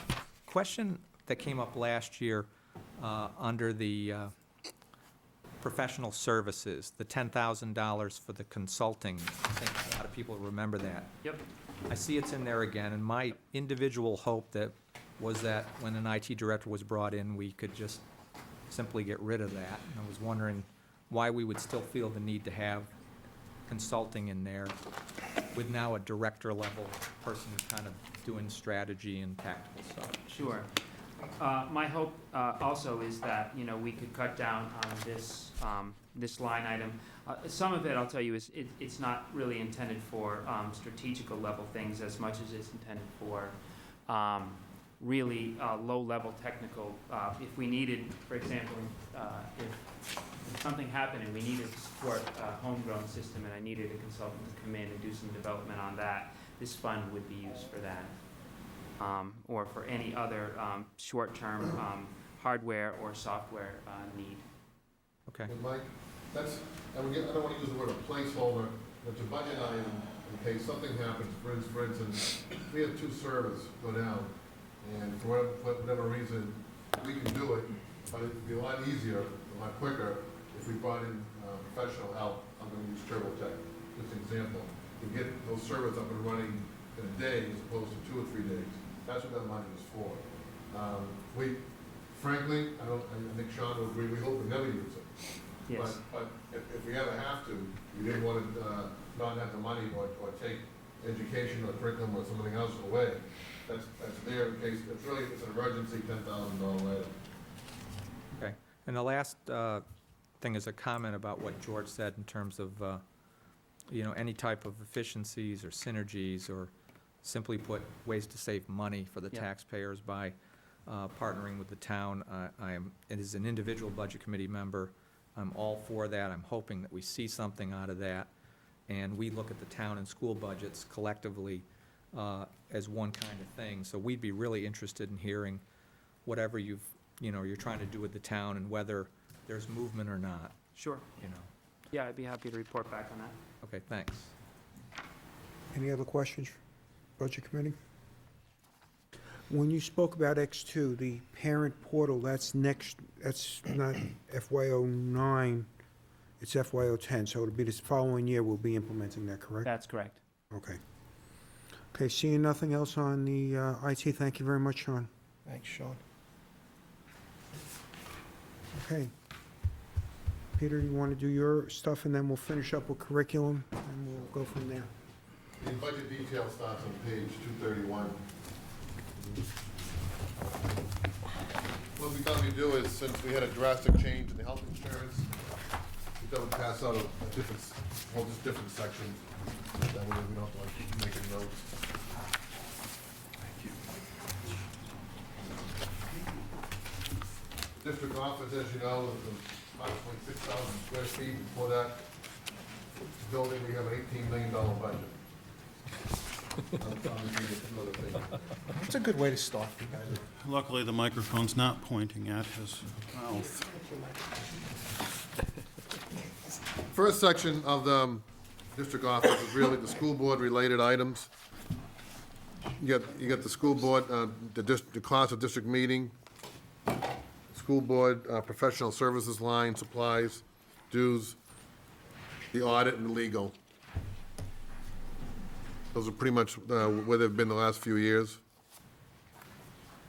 Any questions on those, the first page of the school board-related items?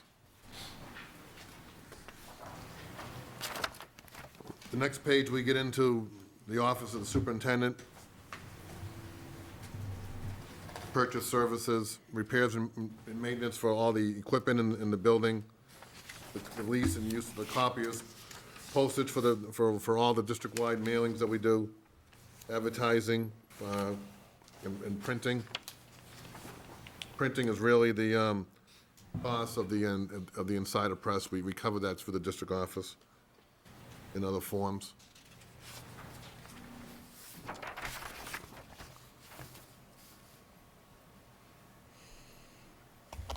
The next page, we get the conference and mileage. That's for all the district office employees, conferences or training sessions that they take. And then general supplies for the building. And then there's zero money for new equipment and zero money for replacement equipment.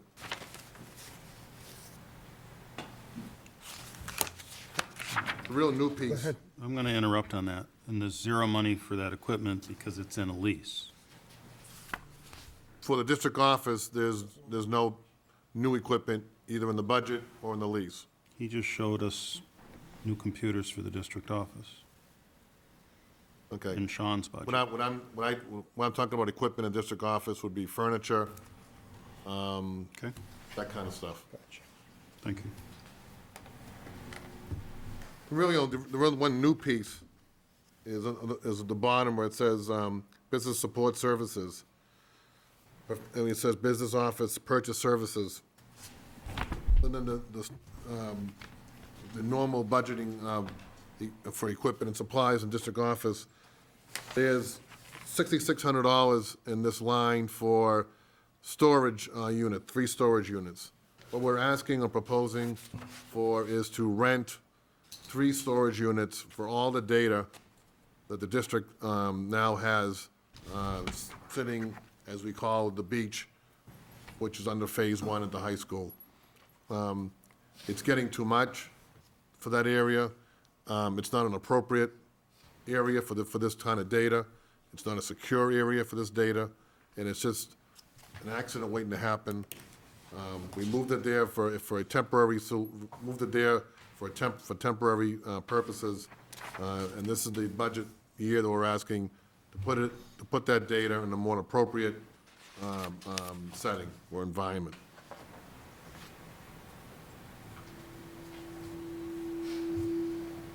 Any questions on that idea?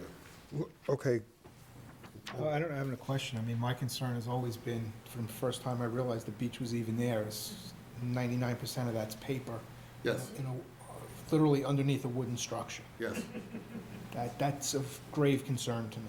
That, the type of data, the I'm environment just- that people yeah, oftentimes it's have to go down and peer through it. It's just a bad situation all around. I mean, just from a safety issue, I mean, the data, yeah, fine, the state tells us we gotta keep it and so on, but, my concern is I got kids up there that it's just something waiting to happen there. I guess the question I have is, are we just moving what we have down there into storage areas? I guess I'm concerned, and I've been pushing, or one of my pet peeves is, what type of Long-term. imaging are you using? Why do I need to rent 3 this year, 4 next year, 5 the year after? Are we doing anything with data? This should be a combined effort, in my mind, to say that we are going to go through the files, we are going to do data imaging, and we're going to move those. The ones that the state says that I must maintain in paper copies for a period of time, I keep them in there.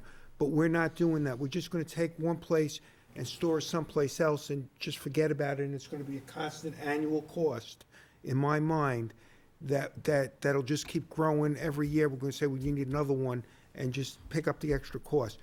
What is our long-term solution, technical solution to this issue to make it work? I guess that's it. I'm not gonna And the support. answer is, I think, when we discussed this, was step one was to get the data that we have out of the area that it's in now.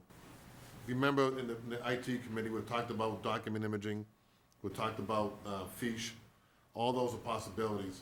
I think what we wanted to do was take this in steps. Let's get the boxes from under phase one, and when we're here next year, we will have a long-term solution using technology to weed through it. I guess the If you way. want us to combine both, that's fine, but we didn't think that was, I guess I'd like to see that, because my thing is, before you move it once and then move it a second time, why don't we see what we need, copy what we need, put it in some disks, and then I guess I wouldn't be moving boxes, because whoever's sitting up here 10 years from now will have those same boxes in that shed, because we've been talking about data imaging for the last 8 years. So, We had internal conversations about that, Ron. There are certain financial records that we are now backing up electronically so that we don't have to have paper storage. There's certain financial records, whether they're invoices or whatever, come in on paper, we still have to maintain those. There are a number of records regarding special education that require an original signature on it, so we've got to maintain that as far as paper is concerned, and there is a time limit on it. Our concern was first, A, to get those items out of there, B, as we continue to document as much of the financial side as we can electronically, so we eliminate adding on to that, and then working with the other departments to minimize the amount of paper and keep as much as we can in electronic storage as opposed to paper storage. We did, if memory serves me correct, several years ago, we looked at document imaging for what was that, like 89 boxes down there? About 89 boxes of stuff. The amount of time it would have taken us and the expense to put all that stuff in, either in electronic format, those that we could, was just astronomical. So we backed off, and if memory serves, I think we had come in with, at least in an initial discussion of the budget several years ago, with a cost for that, and we wound up pulling it because of other budget issues. We can certainly go back and take a look at a revised cost as to what it would cost us to do some document imaging on it, and see what it would cost us to do that, as far as time and money is concerned. let me ask the question differently. I don't want to add another box downstairs or anywhere else. What would I do July 1 to prevent us from adding another box? I guess that's the challenge I'm throwing out right now. What would we have to do to, instead of adding there, because next time you look at it, it'll be 97 boxes, because we haven't done anything for a year, and then the year after that, it'll be 103. What will we do so we can do whatever imaging we have to start with July 1? I know there's certain records I must maintain. I understand that by state law. All the other stuff that we have to maintain, we can maintain in other formats. What do I need to do to prevent the growth of the information downstairs? Okay, as long as, and as you have articulated it, as long as you understand that there is going to be some items we simply cannot legally put in electronic format. That's just simply not going to happen. I understand that. Okay, then we'd be happy to do that. Okay, thank you. okay? Top of 236, we come to the end of what's either the SAU office or the district part of it. The one line of discussion is the regular ed transportation line. As you remember, when we were here last year, we decided to take 2 regular ed buses out of the fleet, having 41 regular ed buses, along with the kindergarten services and the special rides, Victory Baptist, and the summer activity. I have kept that fleet at 41 and simply have just, added the contractual increase per bus. I can tell you, it was a fun summer with the adjustments that a lot of the parents had to make. I think they understand what's going on, and I haven't heard any complaints, at least for the last couple of snowstorms. Annually, I will tell you, the most phone calls will always come from the sixth grade parents for those kids that are moving from the elementary into the middle school, and the middle school runs being greatly different than the elementary at some point. But by and large, I think the first year is always a tough year when you make that when you make the kind of change we did, and I don't think it'll be as rough next summer and moving forward. Talking to the bus company, I think the 41 buses is manageable as it was this year, with some of the changes that we discussed back in September. Will we do anything about, is there an increase in the number of athletic buses, since that's always been an issue? There's no increase in athletic buses. What happens is the contract has, I believe, 5 buses in reserve. It's never the amount of buses. It's always the amount of available drivers.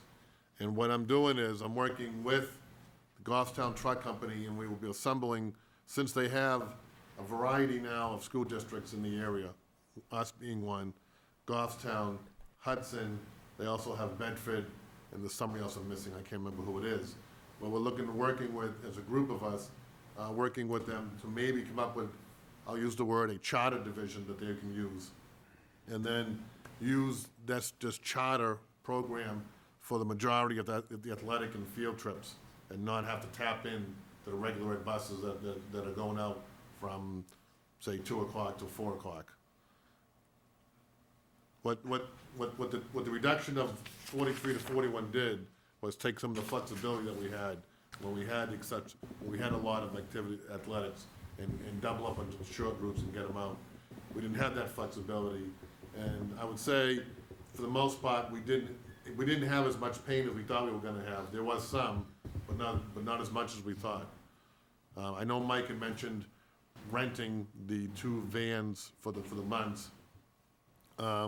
I would say part of that was because of the reduction in the fleet, and part of it was because of scheduling. And I can't tell you percentage of which one or the other. I had thought our contract, when we signed it, had specific number of athletic buses that would be available to us every day, and it increased by a number, I forget what it was. It started maybe at 4 and 5, and it was I going to think we're go up up to to 5 or 6, but it's not buses, it's drivers. Drivers are the issue. I apologize for being that way, but that's not my problem. That's why I have a contract for a bus company. That's their job, to get drivers. And if they're not getting drivers, then they're not meeting their contract. And I understand, and I will tell you, and we're not by no means the only district that has this issue. It's the environment, and I would say, to my knowledge, that the high school was taken care of. There were only a few times at the middle school that I know of where parents had a pitch in. But again, I apologize, but it's not my problem. Right. I mean, it's part You of, don't have to apologize, it's a contract. it's a contract, and that's one of the issues that we were very, I know I was very vocal on, because that was an issue that we were having parents drive middle school children around, and I didn't think that was a valid way to travel on teams, especially when we have the liability. Well, Go ahead. to follow up on that, what's the provision, or what's the financial penalty if they don't show up?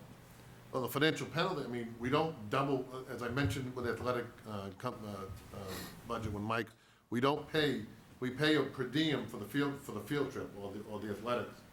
So if Goffstown Truck doesn't provide a bus for the field trip, and we go and get, I don't know, Ben Parker's bus. Well, that actually happened. I was at a middle school event where we had the Right, bus, but we're not making get our the cars payment. and take kids over. The contract for $37,000 or whatever for the bus is simply for the regular ed school runs. There are the additional charges for field trips and athletics. So if Goffstown doesn't provide a bus, they don't get the payment for the athletic or the field trip. Somebody else gets whatever the mileage and plus the driver cost is. It's frustration on our part to make sure that all the athletic trips have the bus. So what you're saying is there's nothing in the contract that holds them accountable for providing us with athletic buses? I don't believe so, no. So if they choose not to supply us with any athletic buses next year, they say, we ain't doing it, that's okay. No, I didn't say that. Then that's a provision to pull the contract. But if they don't provide us with the buses, what's the difference? I guess, I don't understand I the don't difference. If understand they what the say difference all is. of them or none of them, it's a little bit of a Because lot. I think what I'm doing is trying to work with them and understand that when they got advertising and they're looking and they're bringing drivers in. And what I'm saying to you is when the contract, let's go to the other side, when we have 12 or 13 buses out, okay? They're scrambling and pulling buses from other areas. So the few times that we're short, what about the times when 12 and 13 buses are going out? They're getting paid. Okay, I'll give you an example. On Friday nights, on an away game, you have 8 buses for the band and 4 buses for football, 12 buses for one game going out. Contract, so what I'm trying to do is manage the contract and make sure that everybody's covered to the best of my ability, along with theirs. And I'm telling you, on a few instances, the middle school did not have buses. I guess the question is, can we get a number of how many times they have not had buses? Is this 1 or 2, or is this I'd have to more ask Mike. significant? Is more significant than that? I guess before I get into a bigger debate on it, how severe is the issue? That's, I guess, where I am. Yeah, because they don't, we have an option with them anyway, right? So when's that option expire? But I'll tell you, it's just to be fair, we're not the only school district that has the issue. And I what understand I'm saying that, is- but that's not what every other school district does doesn't concern me as one board member. I don't know if it concerns Ben or Dan or Steve or Ron, but, I mean, I have a Right. contract and, I understand what you're saying, I'm just saying the environment is that for the most part, I mean, I understand what you're saying, Peter, but why you can continue, and I mean, I understand you've got a contract with these people, but there's a contract. So, Let's do what Ron said, find out. Yes. Let's find out how probably the bad the best thing, problem yeah. is or what the problem is, and then we'll go from there. To be fair on that, though, Peter, when you report back, you're going to want to report back on when they are over on the buses. You mentioned the Friday nights. So you'll want to cover both sides. How often are they under, how often are they over, so that it's fair. Thank you. well, I mean, they have a log, I'll just get the log from the fall season. Okay. Excellent. Well, and the winter and spring from last year would be helpful too, because if I take football and with 8 bands, it's gonna show one picture. If I take it when there's only one bus going Well, out to a place, it'll no, show but different. Pete's right, he's I can gonna give you get the fall logs, that'll and be, spring, I mean, winter we know is easy, because all the basketball games and whatever are at 7 o'clock at night. And that's not, fall and spring are the times when you get the games at 3 o'clock and 4 o'clock are the issues. Okay, You got so- high school, you got high school basketball at 7, it's not an issue. It's your fall and spring when you're trying to get in before the sun goes down and the games are early. Okay. John? Just a quick question based on an anecdotal observation. I've been putting my 3rd grader on the bus the past few days, and I think there are probably about 10 kids on it, and it doesn't make all that many more stops between my house and Matthew Thornton. Now, I recognize that we don't have all that much flexibility in sizing vehicles to a run because there are multiple uses for them. But I wonder if there's any flexibility there. The opportunity to use a smaller vehicle that will hopefully burn less fuel and possibly be more economical in other regards. Just wonder if there's any way of assessing whether that would even be worthwhile on a district-wide basis. As I said, I'm basing this on anecdotal information, and it could easily be that Shays Bus is the only bus in the district that has that many seats available. I mean, you'll have to tell me what route he's on or what John's address is. Elwood Let me Road. ask the question a little bit differently. Is there any difference between the small 12-seat buses and the big 48-seat buses in cost? What Goffstown would have would be a 24-seat bus, and the regular red bus. And if you remember, the first time we had them, there were two, what we call minivans, and the price for the minivan was the same. It's not a 12-passenger, it was 24, I thought. Although I would speculate it would have a smaller carbon footprint, and that might be worth considering as well. The other thing, though, everybody has to remember is that we use the buses on a tiered bus system, too, so that we have the buses make multiple runs. And then the part of the issue for us is year to year, the distribution of the kids, whether it's elementary to middle or high school, changes, and that a part of the issue is not just the number of kids on the bus, but it's also the distance that the buses have to travel, and the fact that we wind up with a compressed time frame between middle, high school, and elementary school, as well as running on double runs for kindergarten.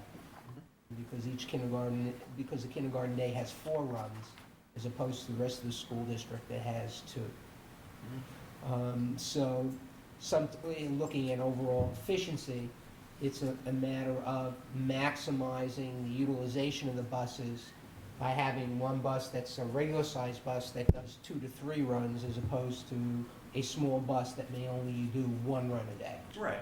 Clearly, if this is the one route and the one run where it's an issue, certainly there's no point in considering it. Correct. Just wondering if it might be a wider spread thing than the buses that happen to come down my street. Yeah, what we do use the smaller buses with our special education service, and so that is helpful. And some of the kids that we pick up on some of the regular ed kids wind up getting picked up on some of the smaller buses because of certain circumstances. So where it's possible. Or areas of the location. Or locations. So we have some kids that are up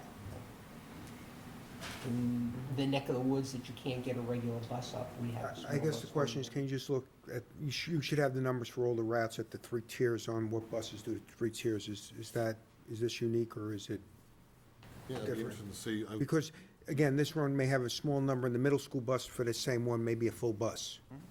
And I think that's the question John's asking. Absolutely. Get back Hey, that Ron. information. Yes.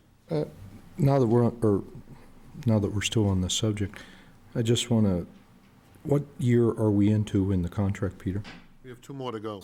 And memory serves me, there's no fuel escalation cost in that, to John's carbon comment. So the original contract did not account for a fuel escalation cost, so we're fixed 2 years ago. 2 years, right.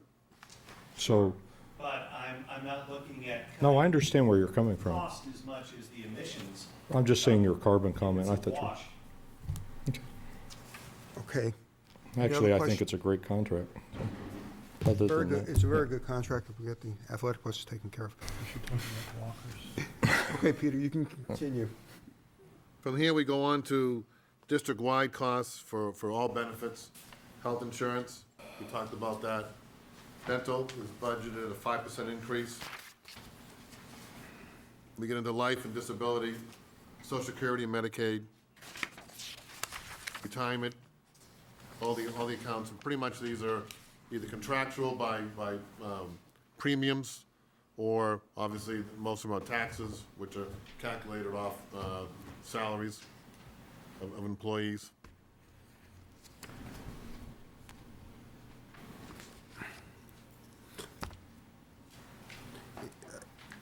What I find is an interesting number on here. If you take a look at it, we have 655 people, if I read this correctly, that have dental insurance, Yeah, and only 525 that take health insurance. So that's an interesting distribution, because you should be eligible for both of them or none of them. right. So that means there's 120 people, 130 people that do not take health insurance. Or whose spouse doesn't have dental insurance. Right, wow. So anyway, so that's interesting. Okay. Any questions on the insurance? Insurance, taxes. Remember the benefits, even for the employees in the IDA grants, the benefits taxes and so forth are all calculated here. The IDA grant is strictly direct salaries.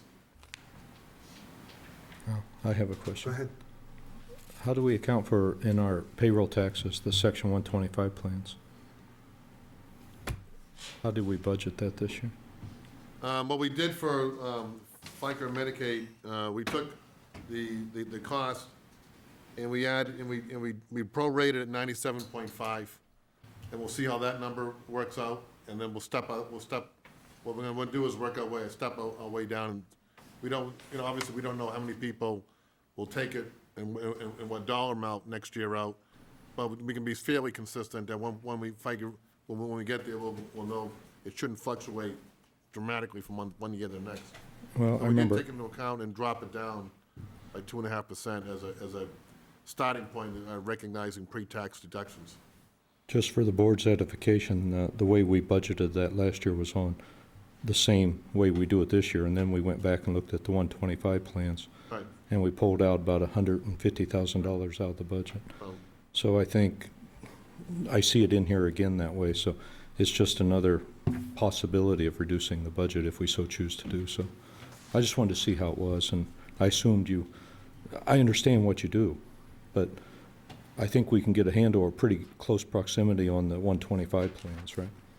Because doesn't our health insurance follow as a 125 plan? right, it's just a matter of. So I would just take this number of health insurance and, Just a matter of what employees decide to do what as open enrollment comes in. well, I understand there'd be some variability, but we have some room there if we so choose as a board to do that. Yep. Okay, thank you. Any- Everybody understand what I'm saying there? Yes. Okay. No, On the next page, Wait a minute, time out. You do or don't? I do not. Want me to clarify? Yeah, go ahead. The way they budget Social Security is straight salary. Well, Peter said they discount it 97%. But the 125 plans are substantial, and you don't pay FICA on the 125 plans. So each year, that benefit, so that benefit times .062, last year was about $1.50 or $1.30. $1.25. So each year we roll over budgeting. So we're trying to do a step down, but not too rapidly. So that number's still in here, is what I'm saying. Okay. Or the co-payment on the health and medical insurance is the big one. Dental. I think dental's 125 too, isn't it, Peter? Yes. Okay. Thank you. On the next page, we finish up with the benefits of workers' comp. And then, as Ron mentioned, there's the proverbial $1 for food service. And then at the end, you get into the debt, principal and interest, and lease payments.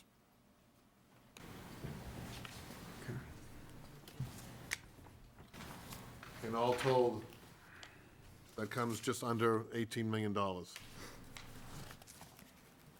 questions? I have one last one. Peter, last year, or maybe it was the year before, I forget, the interest. How did we calculate interest this year? Because we also had a variability of a couple $100,000.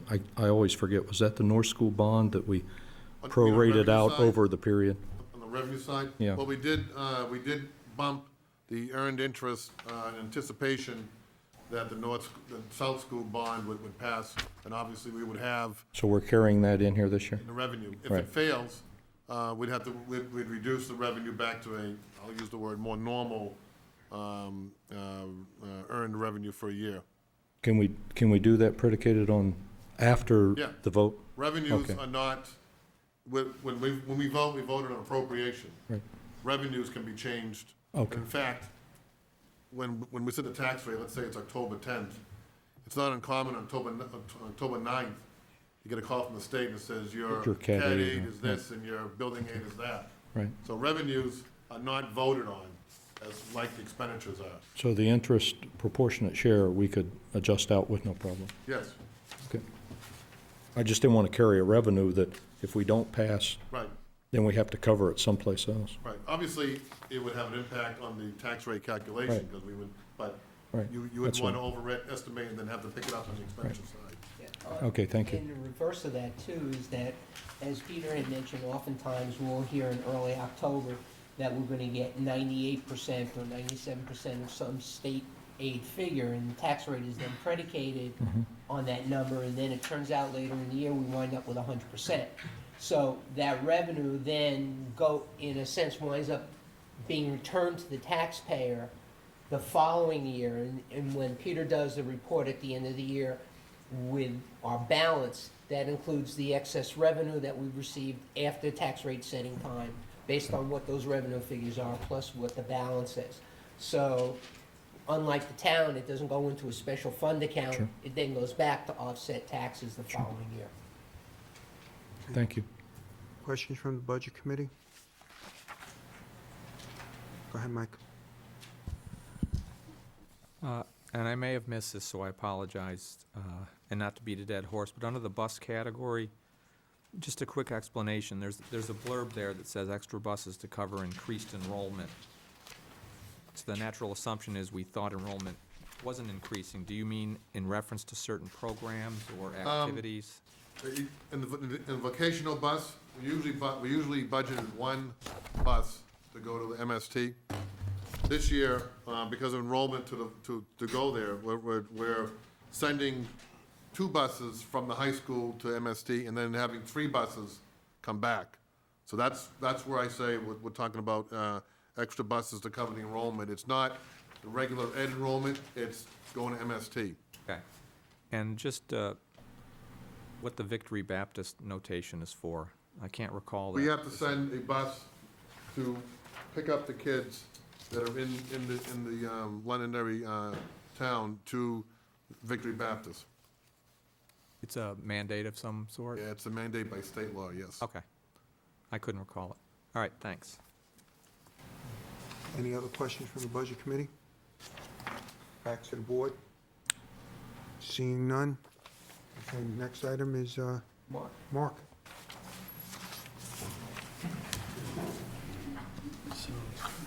So the tax exempt bars that they Not by. It took me 3 meetings to understand. Thank you, Mark. First year, just completely. I'll be happy to pass it out so you can begin your presentation. We got it now. I mean, Dan's all. He didn't even give us one. Oh, here. Did you think the same thing?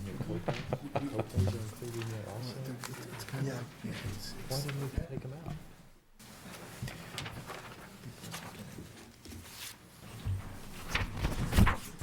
Yeah. Well, thank you for saving the best for last. First off, in all seriousness, I want to thank the board for their stewardship in this particular area of the district with the focus on curriculum. I know it's been the chair's piece this year to have curriculum as the focal point in all the regular board meeting sessions this year. So we do appreciate the interest that you have in the area of curriculum. I also want to thank Budget Committee and the community for their ongoing support in the area of our curriculum initiatives. Earlier in the budget presentations, a few weeks ago, there was a request by the board to show all of the various curriculum and curriculum programs that have been implemented in the district over the last 5 years, and we did provide that, I believe, at the last budget session, for those of you who remember that. For this aspect of the presentation tonight, the curriculum section begins on page 353, goes to 396. The budget details are found on pages 397 to 406. Before I get started with the presentation, I do want to take this time also to thank the district's frontline administrators who are in the trenches every day supporting our efforts in the area of curriculum. Those include the 2 high school curriculum coordinators this evening, Diane Malley and Dr. Kim Lindley-Susi, as well as Ann Kalachi at the middle school, our elementary assistant principals, as well as the support of the district administrative team. On these pages in the curriculum summary, you will find in this section the major curriculum district-wide accounts, learning materials accounts in the major content areas. You'll also find in this area district-wide activities for special curriculum, literacy, Induction Institute for new teachers, action research, summer curriculum work, and tuition reimbursement, among others. Accounts, particularly the learning materials accounts, are designed for initial major purchases of texts, transitional program materials, and special curriculum. Replacement for damaged text, rebinding of texts, ongoing consumable costs are found in the school text accounts, as you heard earlier, among the school accounts. So once we adopt district-wide adoption, once those are adopted, the consumable costs, the replacement costs shift back to the schools. So I just wanted to bring that to your attention. The overall picture of curriculum this year's current budget stands at $604,680. The proposed budget for FY09 is $496,620. This is a decrease of $108,060, and this is due in a large measure the support of the school board in the implementation of the Scott Forsman core reading program at the elementary schools. The sheet that I handed out to you, and I credit Jim Elefante for this idea this evening, a one-pager. So let's just take a look at this and go through it. These are the major text pilots and assessment pieces in this budget for next year. The top piece is the Iowa tests, the Dibbles tests, the scoring, the answer booklets, the sheets, the data systems that go with that. There has been an increase in the cost of the Iowa tests. These are used for our ongoing identification of students in our three-tier reading model, our supplemental math program at the elementary schools, intervention and accelerated services, elementary through high school, to track our academic growth, to adjust instruction during the course of the year, analyze district curriculum, and identify students for extended learning opportunities. That cost is $60,100. The second item on the one-pager is the Fast Math software. This was brought to the District Technology Committee, a presentation by our district integration technologist, Joe Oswald, brought this forth. There has been an ongoing pilot the last 18 months at our 3 elementary schools. The software is targeted to assist our struggling students, particularly in the area of mathematics, math fact fluency, and it complements our efforts in the area of math facts, math computation at our upper elementary and middle school levels. The next piece on the list is seed money for the science pilot, set at $20,000. A science committee will be formed after the Christmas break to begin investigating learning materials options for students at grades 4 and 5. As Principal Corey mentioned earlier in his presentation, at grades 6 through 8, we will be completing our purchase of science kits at grades 6 through 8, and that's earmarked at $20,000 as well. The next item down is the core reading, Scott Forsman Reading Street. As you heard the elementary principals discuss some of our cost avoidance Once again, I'll reiterate that for going into FY09, our cost avoidance for the practice workbooks, the spelling, the grammar and writing, the unit benchmark assessments, we have a cost avoidance going into next year of $79,540.28. The next item on the list is the reading English language arts pilot. We have put $20,000 earmarked for a pilot to begin next fall. The elementary reading language arts teachers and administration, along with parent reps, are currently investigating potential programs for implementation. We did put down for the board and the budget committee if we were to go ahead with a research-based universal program projected cost, and that's based on current 07-08 figures with a 6% increase on there. So that kind of gives you an idea of what that cost may look like in the future. The next item is high school Prentice Hall literature recommendation for the junior literature. That comes in at $44,100. This is a replacement. The three texts, the three different publishers that we use currently at the junior level are 15 years or older. Thanks to Dr. Susi, we did obtain a cost avoidance on teacher materials of $7,224.48.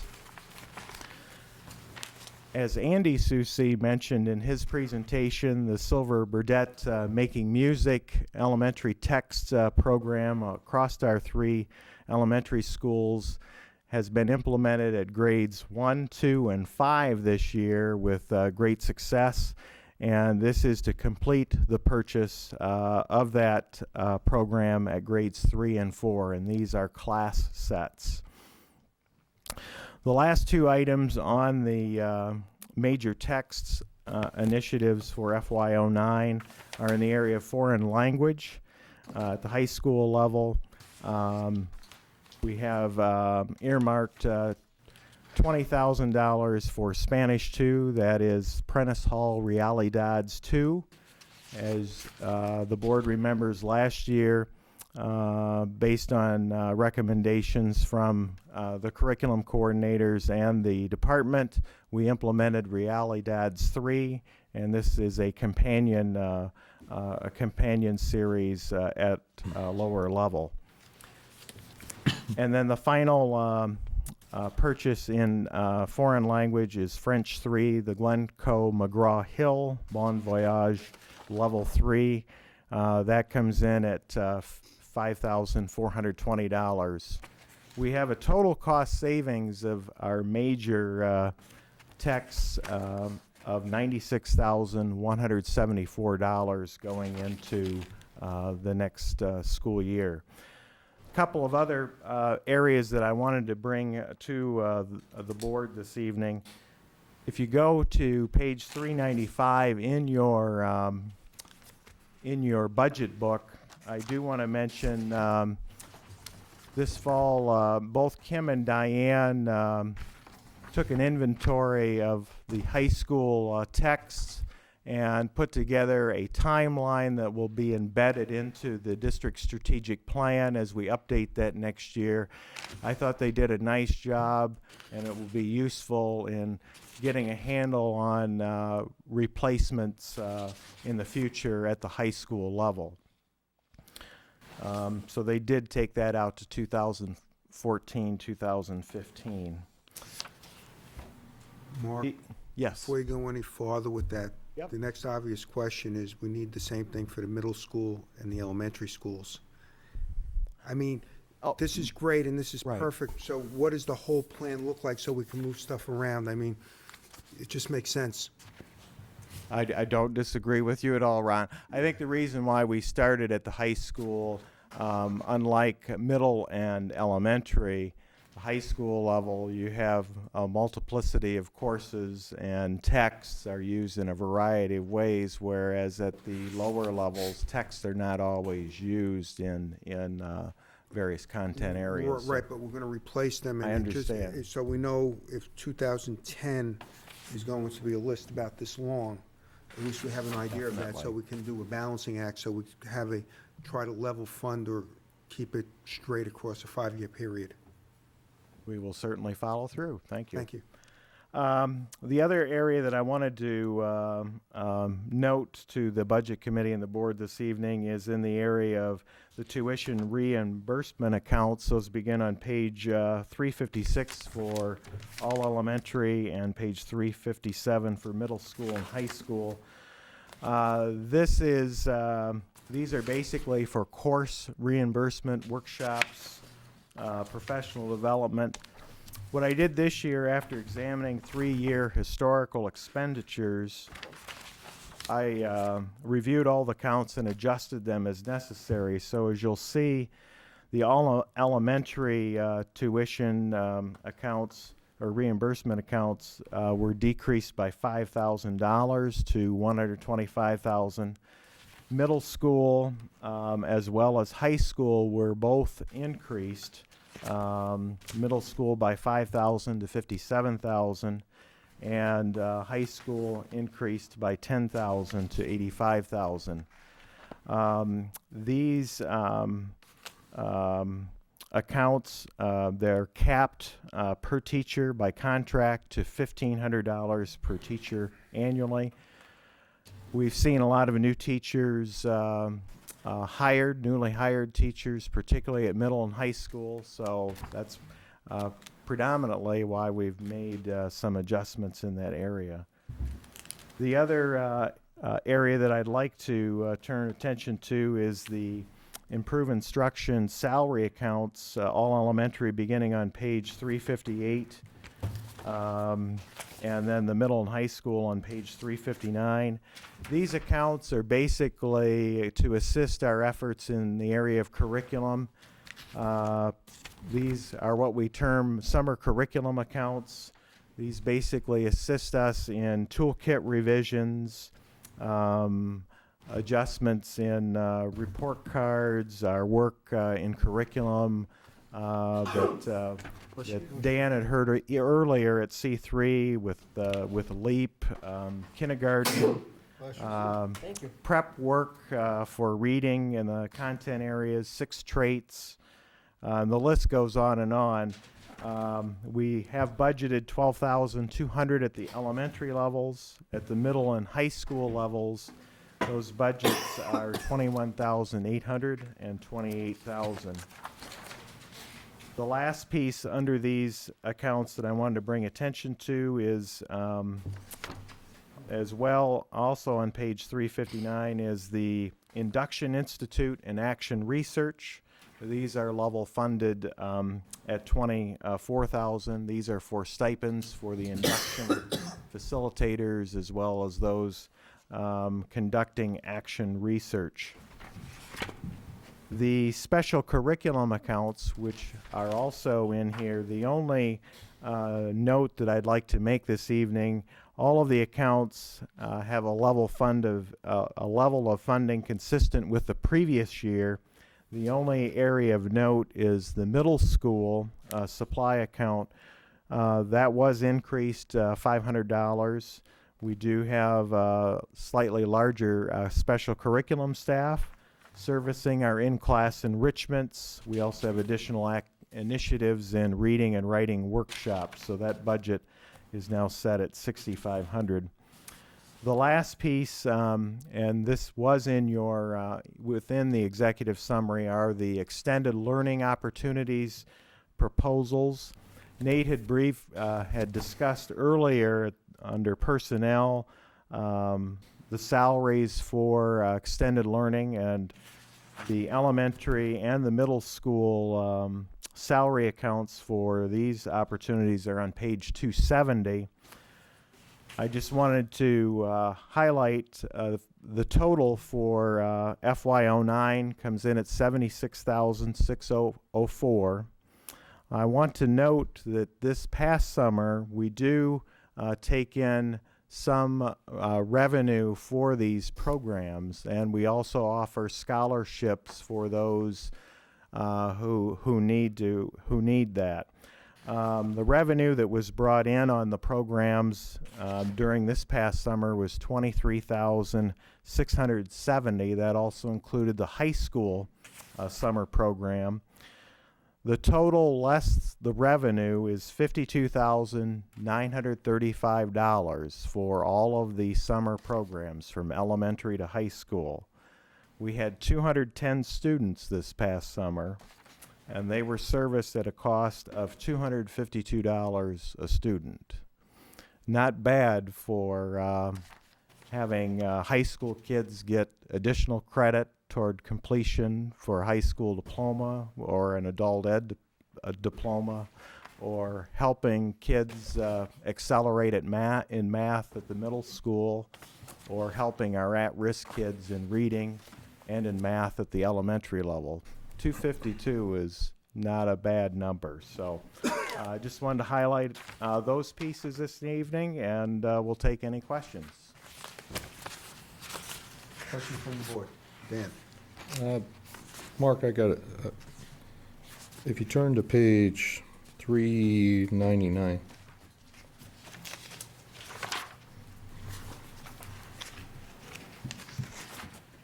Last year, we spent $175,000 or so for learning materials, and I believe that was for the Scott Forsman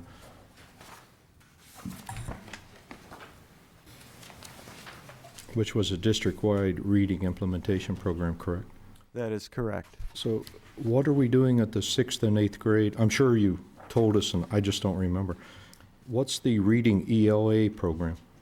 We are currently it's a pilot program we're going to do? We are currently investigating a universal program that would complement exiting 5th graders moving into the 6th grade, 6th, 7th, and 8th grade years. So we are currently investigating universal programs that would complement our efforts as kids leave the elementary buildings, moving into the middle school, preparing them then for the freshman year at our high school. Is that, I thought our district-wide initiative from K through 12 of Scott Forsman was to, is this something over and above that? This is basically... I might not understand what we were doing with Scott This is basically a Forsman. continuation, Dan. We have put in place now the reading, English, and the writing program with the Scott Forsman at Right. K through 5. At the high school level, as you, in both this year's budget and next year's budget, there's been an effort to replace and update our English literature anthologies. So the area that we have that we are focusing on our efforts on is at 6th, 7th, and 8th grade to update and improve our programming in reading, English language arts in the middle grades. Ron, I have one other question. I don't know if this falls under you, but in the capital lease, what is fast math? Is that yours? It was brought to the tech committee by Joe, and it does complement our curriculum at the elementary levels, particularly with struggling students in math. It is a software program that has been piloted at our 3 elementary schools. It gives... Already own the software? We have been piloting, and we have a number of copies that we have. This would allow every 3rd, 4th, and 5th grade classroom teacher to have this software. So this is additional copies? Right. It has proven useful and beneficial to our kids that are struggling in the area of math facts, math computation. And we need a couple servers to run that? I will turn that over to Peter on the, or Sean on that. It's in the capital lease, that's, Maybe is the answer. Depends on how many of these we were to roll out. okay. But if we were to roll it out district-wide, we probably would want to put that on a separate server and segregate that traffic. Oh, I see it's in there. It's in the capital lease, that's, Yeah. okay. Yeah, to go, to implement it fully here, we want to put that on some server. Sean, let me follow up on that. Was that part of the initiative to buy a server on there? Fill out the initiative form? Yes. Was it on there? It was. I remember. From the tech correctly. committee? meeting? Yeah. Yeah, that was on there. There was some discussion then about how many installations there would be. Okay. Okay. I don't remember it, I know, I was on. the tech- board. Yeah, Did you, Ben? Okay. I had a demo. I just don't remember. I just didn't remember the server. He talked about a low-end server. I'm sure we did, I Low-end just don't server remember. for this thing. Okay. Okay, Dan, are you done? Okay. I want to follow up on Dan's question and just fill me in. We've done the Scott Forsman program 1 through 5, and then we're talking about this program for 6 through 8. And has it been covered in a curriculum presentation to the board before? We have presented, at C3 the timeline. In fact, it was presented in October as well as in November. The representatives have been chosen. The representatives that serve, board representatives know the Well, here's- members of the committee. I mean, essentially, we're running through policy changes through the budget, and I'm not one to know which curriculum is better or worse, but it's just odd. I mean, we're making my impression is that we're making a policy change, or we're establishing policy via budget for the 6th, 7th, and 8th grade through this program. And maybe it's not a change at all, maybe it's just an approach, but from a curriculum perspective, I guess you've heard it on C3. Yeah. And maybe it's fine. I This don't is all remember. first impression for me, and I'm saying, well, I mean, gee, you guys have looked at it, that's fine, but I just don't understand how it all fits together. I'm not saying that it doesn't fit, it's just all new information unless I was sitting here and didn't pick up on it. And so when Dan mentioned it, it occurred to me I hadn't been aware of this. I know we've had presentations from the middle school about the language arts programs, and I thought I was following those closely.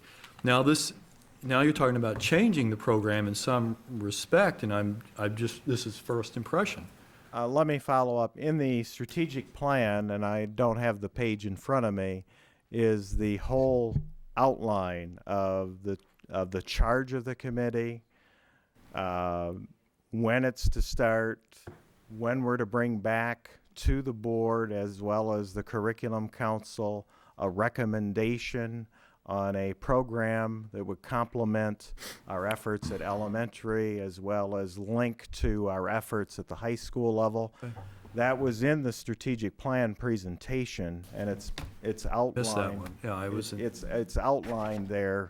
I can't think of the page number that it's on, but it's in there. And I think I can help a little bit. What part of the problem is that we identified an area on the Iowas over the summer that we've talked about many times at the board. What we're looking at is different programs that might assist us to correct that issue. But the budget season is ahead of when the research would be completed. So the money you're looking at is a placeholder, but there'll be a formal presentation from the committee on what we're looking at, why we're looking at it, what program we're selecting. That will all take place, early, as soon as we can. It looks like we'll have our presentations done in January and be able to come back to the board probably the March timeframe. So, I mean, there's nothing new going to happen without the board's approval.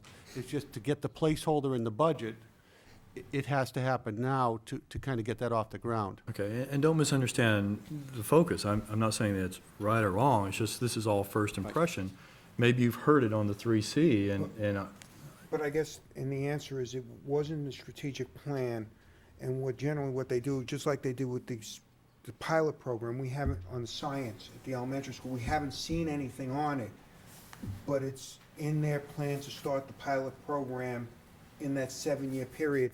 And again, I don't think they've picked a book or anything like that, and that hasn't come to the C3 committee where they've said, I want to use Ron Campos' textbook. I commend you for the forward planning. It's just, you're asking for money for a program that fits in between two other programs that we've previously looked at and approved. And I'm just going, well, okay, why and what's going on here? This is basically identical to the process that we've done with a lot of other major curriculum initiatives with the elementary reading. We budgeted in advance pilot money. We're doing the same process that we've done at the elementary level, same process. And that's similar- fine. My curse is I wake up every day in a different world and I see this and I'm going, Yeah, wow, this is I new. I've understand. never seen this before. I Yeah. wonder what's going on. And that's why I'm asking the question. And from a budgeting perspective, I mean, once you've budgeted the money, you've committed in some respect to the policy. And so I was just curious as to what we just signed off for and why we just spent $40,000. Well, I would look at it, though, we come to the board, and until the board approves the program, we're not spending any money. And if the board didn't approve the program, that money wouldn't be expended. I mean, it's Yeah, a but- placeholder. Go ahead. I see the struggle. I'm sorry to interrupt, but this has happened before in other things too, to Ben's point. And then we'll be at a point where the superintendent will say, well, but that was budgeted. So, which comes first, the chicken or the egg? And I understand you're putting a placeholder in. And by the way, we did discuss this in the strategic plan in the other boardroom, when you guys went through that briefly, but. And I'm not qualified to render judgment on the program. I'm not a curriculum expert by any dimension of the word. But I'd like to have heard the idea before I spent the money on it. You will certainly hear it throughout. Mark, I had asked you to come up with a policy concerning how we change curriculum in here. And I'd like to see that done there, and then every September, bring to the board or sometime after the election, this is the way we're going for the FY09. This is what you're expecting in the 3 areas that you're looking at. A very 50,000-foot view of, we're looking at this area, we're looking at this area, and we're looking at this area, and what stages you're in that year. I think that would be beneficial because we kind of forget your chart. Yeah, Mark did develop the policy, he gave it to me to review, decided to hold off on any new policies and present it until we got through this initial budget process. To get to Ben's point in the process, when we look at this, we try to do a multi-step approach, which is plan it out ahead of time as far as the strategic plan is concerned, and in a sensible sequence.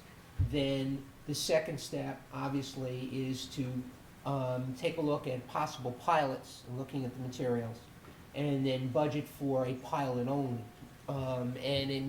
And just like we did with the math program and with the reading program, give it a dry run. And in a sense, it's no different than doing dry runs on the software to see if in fact the software is capable of running on the machine. We may have to invest some money to purchase a piece of software to run it to see if it works on the machine. But the idea here is to then have some money to do a pilot based on the recommendation from the committee. This appears to be the appropriate program. Now, there's nothing, too, that prevents us from coming back and saying, well, we're still looking, we're not satisfied with what we've seen, and we're just going to have to go back out again. In fact, when we looked at the reading program, we looked at 3 or 4 programs, and we had people coming back before we came back in with a recommendation.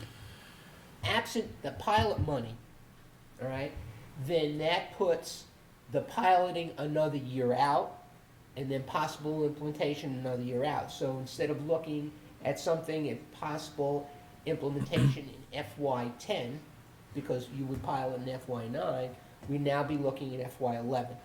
So we're in essence 3 years out from the present school year. So one of the discussions, if I remember correctly, we had last year was, last year or the year before, was the concept of let's pilot it to see if this works, so we're not gonna spend $250,000 on a reading program that we find out a year later we're not happy with. And that was the idea of doing multiple pilots, so we piloted a series to take a look at it to see if in fact it worked before we went ahead. So the sequence we've been using is looking at the program up and down the line as far as K-12 is concerned. Based on the data we have from the teachers and from assessment and from the age, if you want to call it, of the text, which areas are we going to look at in sequence, which we outlined it in the plan.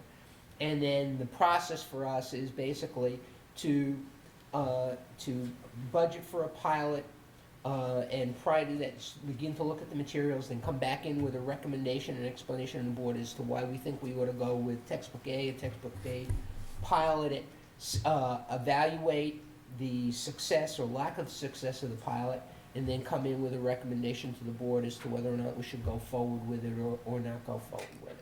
So in essence, we're really looking at before final adoption of any major text. Now, I'm not talking about Bon Voyage, French 3, or whatever, but a major text adoption like reading at the elementary level or math or reading at the middle school. It's really, for us, almost a 2.5-year process when you look at the sequence. So it's not like we're rushing to judgment on anything.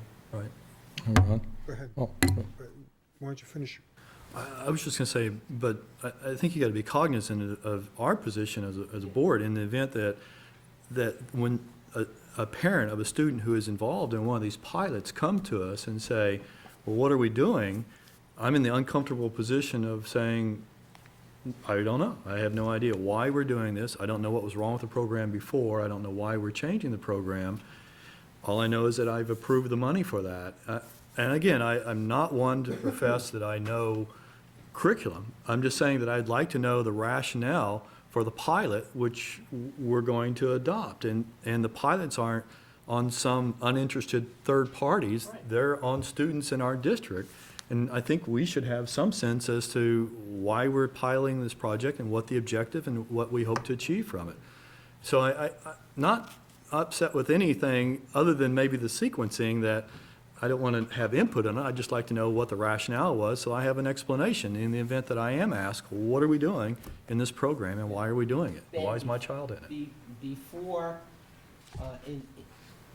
Before you guys vote on going ahead with any pilot, Mark and members of the curriculum committee and Andy will provide detailed rationale as to why we're going through it.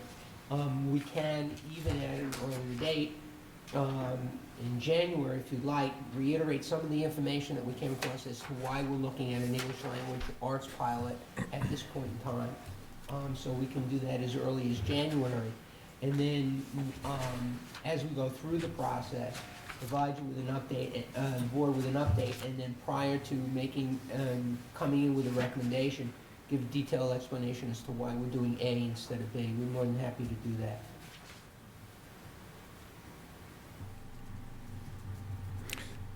My issue wasn't with the money. One that comes to mind is many years ago, we put $140,000 in. We were going to introduce foreign language at the first, second, third grade, I forget. And we didn't spend it because we couldn't find anybody to teach it, I guess. But we didn't spend it, and we put it froze it, and we returned it to the taxpayers, if memory serves me correct. My question, and maybe I got off base with it, was exactly, I remember when we put in the math at the elementary pilot, that the presentation was to the board before the budget process, and you're right, Ben, we understood what it was. My question here is, we spent a considerable amount of money on Scott Forsman, and I know our focus is in the strategic plan on K-12 literacy, which I think we all support 100%. The question was centered around this pilot program. Does it take the instruction we give to the K through 5 children, and does it tie into that progressive continuance of that education that we're trying to achieve? So we can get into that whenever the presentation is, but Nate made it sound, and Nate answered most of my questions, but it made it sound like we have yet to even choose a pilot program.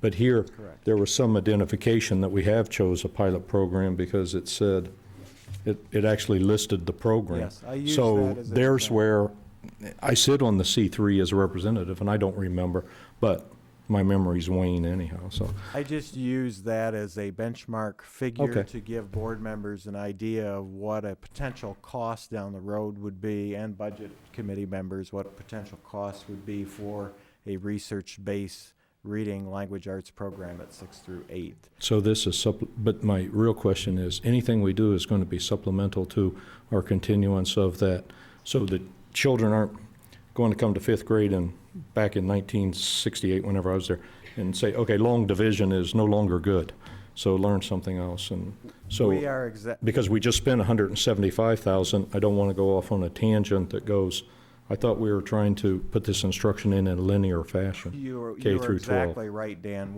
That's all I was trying to say. We're looking at a seamless continuation, that transition out of our 3 elementary schools into 6, 7, and 8 And across the grade. curriculum, too. We're right? looking at a universal program that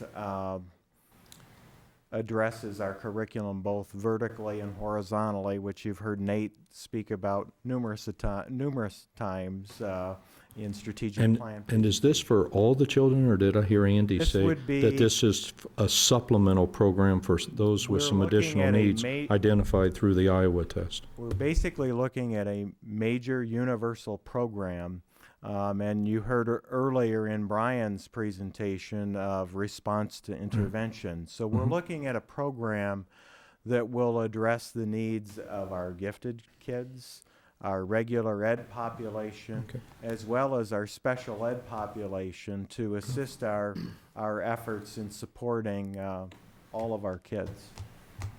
Thank you. Mark, let me ask a question. Let me ask, are we missing an opportunity on something like these pilot programs to do the initiative form on it? We do them on the textbooks, and I've got them here in the textbooks for the ones we know. We do it for IT. Would this be something that we'd want to do on a pilot program? Because it goes through like the questions that we would be asking that we can answer on that. It's not now, but I'm saying in the future. If I could answer that, Ron, when the study committee was formed, we went through all of the policies around curriculum, as well as the text initiative form, with the committee that's charged with the investigation. They will be looking at those questions. They're asking those questions to the publishers that we're seeing. Those of you serving on C3, we're updating that committee on a regular basis, and we can do the same at the board level. Well, yeah, but what I'm saying is if we use something similar to the initiative form with some of the questions that kind of came up here, that information will be available here. And I'm not asking for these specific textbooks, but Once we make a decision on the pilot, that form will be filled out. What I'm saying is before that, do you want to make a form for the pilot? Why are you doing the pilot? We would use the same, it would be the same form. It'd be the same form. I'll talk to you offline on this. Okay, go ahead. Budget question, planning question. You listed off cost avoidances. You have a cost avoidance column that lists off $96,000. Aren't those cost avoidances really a vendor incentive? In other words, isn't that an incentive the vendor gave us to go with them to begin with? I will answer, yes, it is. At least one of them. I know the Scott Forsman. It is a vendor incentive. With the Scott Forsman piece, the $79,000, Steve, in particular, as you recall, when we were going through the piloting and the whole process of selecting which publisher we would be going with, we got in a competitive bidding war with another publisher. So we were able to maximize some additional savings that we normally would not have received. So that one, there was a little caveat to. So they're providing us with the workbooks at no charge, that type of thing. So my second half of this question is, what about next year with these cost avoidances? Do these items become part of the budget at that level or some other level? As we move out, as you heard in the elementary presentations, as we go into the FY10 budget, the district would be responsible for picking up the consumable costs of the core reading program, as well as the buy one, get one free for our math consumables at grades 1 and 2, and the unit benchmark assessments in reading. So you basically got 5 years worth of material. That's where it ran out. I believe it was over 5 fiscal years. I believe the end date was December 15th, 2009. Any other questions? Yeah, Go ahead. I do. I'm sorry to continue to beat this issue, but the $60,000 we're spending for Dibbles and Iowa and the other testing solutions, I'm always struck by the fact that this may often be a solution searching for a problem. I know we do it, and I know that we use the information to try to improve instruction to our students, but I'd just like to hear the justification again for dropping $60,000 for more testing. To me, it's quite clear. We use the results of the Iowa data, the Dibbles data, for a variety of things, particularly when you're looking at student instruction and student services through the 3-tier reading model. We use the data. We use the data to drive instruction in responding to services. We also use the data to look for gaps in our curriculum from the elementary level up to grade 9 when it comes to the Iowa tests. There's a multiplicity of uses for the data, and I don't know what else I could add to that. I guess I'm looking for that qualitative answer. At the end of the day, do you feel like our students are better educated as a result of it? I would say most definitely they are. I have one other question. Go ahead. On back to 395, where you've outlined anticipated textbook replacement.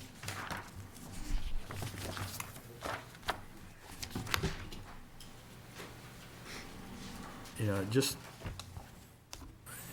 and again, I don't know what these textbooks run, but based on this current year analysis, it looks like it's $20,000 a class or set of textbooks. And I counted 16 here for next year. Am I doing this correctly? That's $320,000 potentially in textbooks for next year. Again, this is an anticipated, what we see as anticipated needs.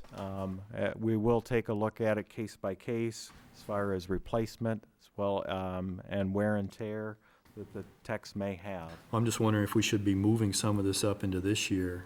I'm not opposed to buying books. Right. It's just, you know, does it need to be 320, then the next year you've got even more, so maybe it's, you know, is this the way we want to spend the money in big chunks over a couple of years and then we back off, or do we want to be on a different type of replacement program? I personally want, that's why I asked for the middle school, and the other one, I'd like to see us fund it like the maintenance trust account. Yep. Go right across and say, okay, here, we're gonna spend so much on textbooks every year. Right. And go level funding as much. That's I it. know we have the increases of inflation and the That's a costs good like idea, that, but just, yeah. what is it, every year we have $300,000 worth of textbooks we're gonna buy. We don't know exactly what those textbooks are, but how we This go out and was buy them. originally developed, I had directed both Diane and Kim to develop this based on the age of our existing text and the way they see it at this point. So that's as far as we went with this anticipated replacement, at least at the high school level. But I agree, the middle and elementary should be included. I think it's a great initiative to start with. I mean, thank you very much for doing it. I'm just sorry that we're kind of driving it to the next level. They don't care. They did their work. It's Andy. It's It's really Ann. Are some of these books in such bad shape that we should roll them up this year, or? I would have to turn that over to Kim and Diane to answer that question. No? No. Okay. Any other questions? Budget Committee. Go ahead. Not to beat a dead horse, but if a layman were listening to this and they looked at this and they saw $40,000 in pilots, it appears to be a lot of money for a pilot unless you know what the pilot actually is. So how did you arrive at the $20,000 figure for each of these pilots? Based on what the publishers would provide the district as far as a pilot, they oftentimes, as with the reading pilot that we did last year at elementary, they front so many sets per teacher or per teachers that we have in our pilot per school, and for these two particular pilots, since they are narrower in focus compared to K through 5 core reading, they were limited to the $20,000 figure. So we're paying $20,000 for what specifically?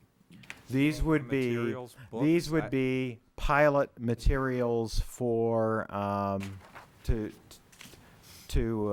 assess the quality of the program. So in other words, you would be getting, Mike, teacher manuals, teacher resource materials, along with class sets at 6, 7, and 8, for example, for the reading pilot. And at the middle, or at the elementary level, at grades 4 and 5, it would be similar. There would be the manuals, the resources, the kits or texts based on the number of classrooms we would be piloting. And we would probably do a similar pilot where we would have at least a couple pilots going on at 4th and 5th at each of our 3 elementary schools.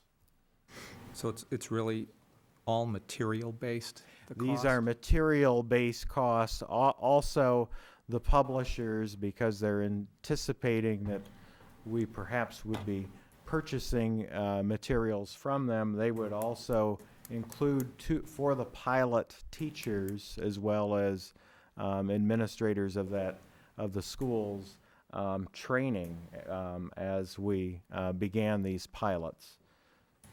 Yeah, so I could be simplifying this, Mark, because I'm not like Ben. I have no clue about curriculum type things, but it seems to me that if a vendor is trying to get you to purchase their product, you wouldn't be paying to evaluate it. I'm missing the logic here. Well, I'll respond to that.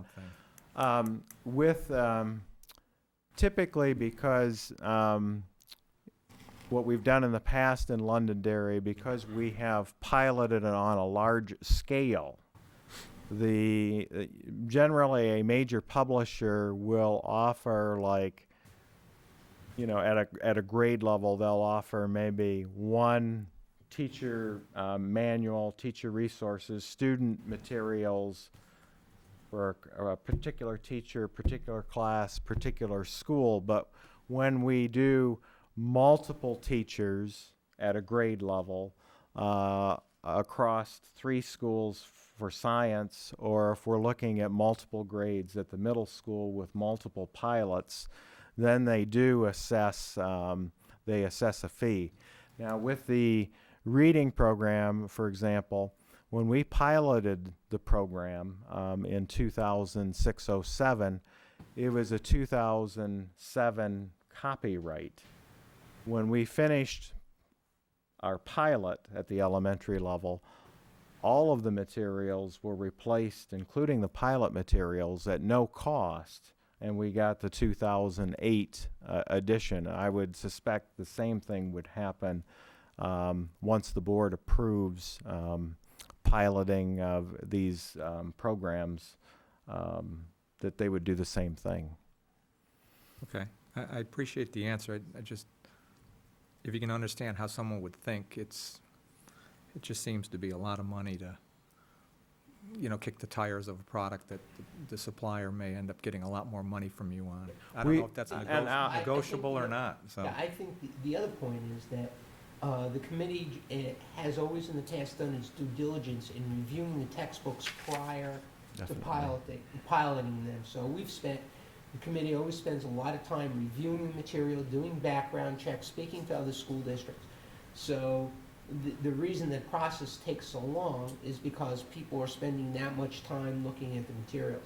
And Mike, to address the second part, if we were the state of Texas and we were looking at a statewide adoption, and the company is looking at making $500 million because every kid in Texas is going to be reading Glencoe Math 1, they tend to be more giving, let me put it that way. From our perspective, we're spending a lot of money if we spend $170,000. Prentice Hall, $170,000 doesn't buy them coffee for a week. So it's one of those things where Mark, I think, has done an outstanding job in negotiating deals for us, but at the same time, because of our insistence on doing a wider pilot. So when we did, I think the most recent one was reading, in our discussions with the board said we want every school, every grade level, several classrooms at a grade level. So we went from something that was maybe 3 or 4 classes at a particular school to a system-wide pilot. So you have that other factor in there. So when you take all those factors into account, I'm very comfortable with the idea that for us, that's seed money, and if in fact we go ahead and purchase that system, that money in essence is already a step in. We're not paying another $20,000 to get those books, and if the edition changes, we get the new book. I'm sorry, Mark, I jumped in on you. I'm not questioning the policy or thinking behind it, that's your jobs. Right. It's just a lot of money for pilots. Yeah. So. I just wanted to echo Nate, though. Generally, our study committees, they really do a thorough job. I mean, we go through and uncover every little stone, and they do a thorough job. I think the math committee at elementary, the reading committee did a thorough job, and I know that these two committees, as they investigate science at upper elementary as well as middle school reading, language arts, we won't leave any stone unturned before we make appropriate decisions.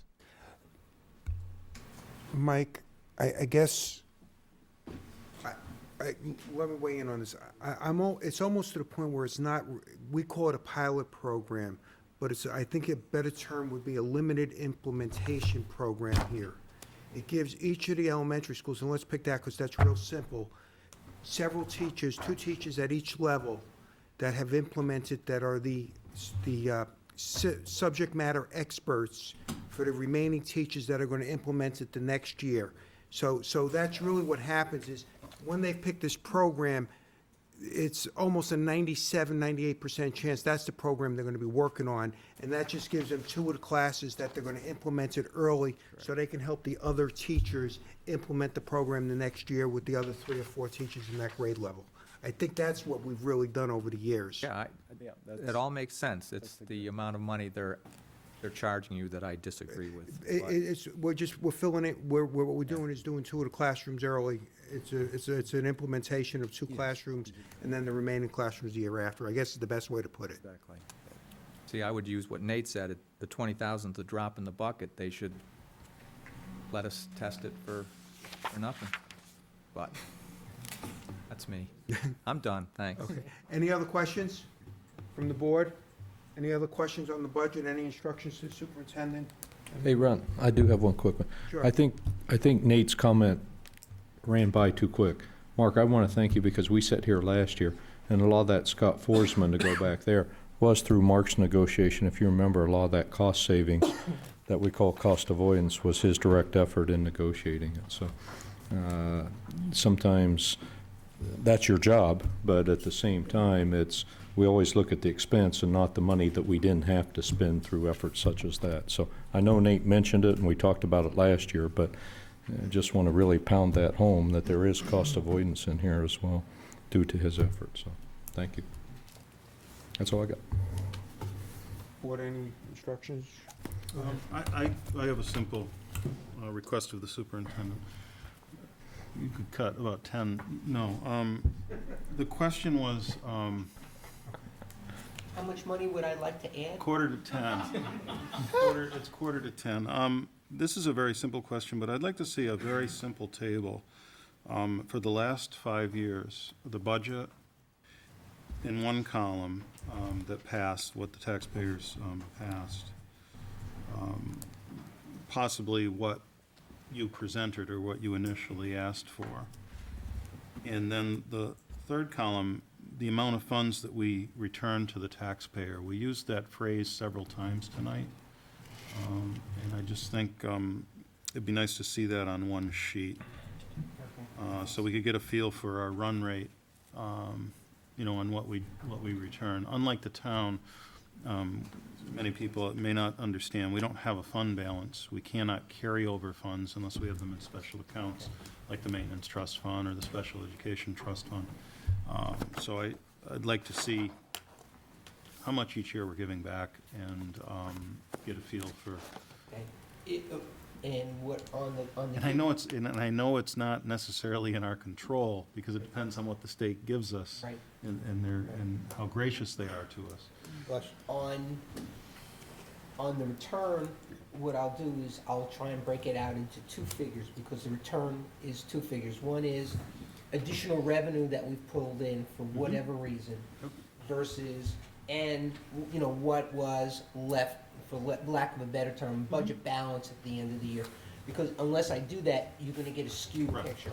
Right, and we may have one year had federal funds that we didn't expect because they were very aggressive with special education going after monies.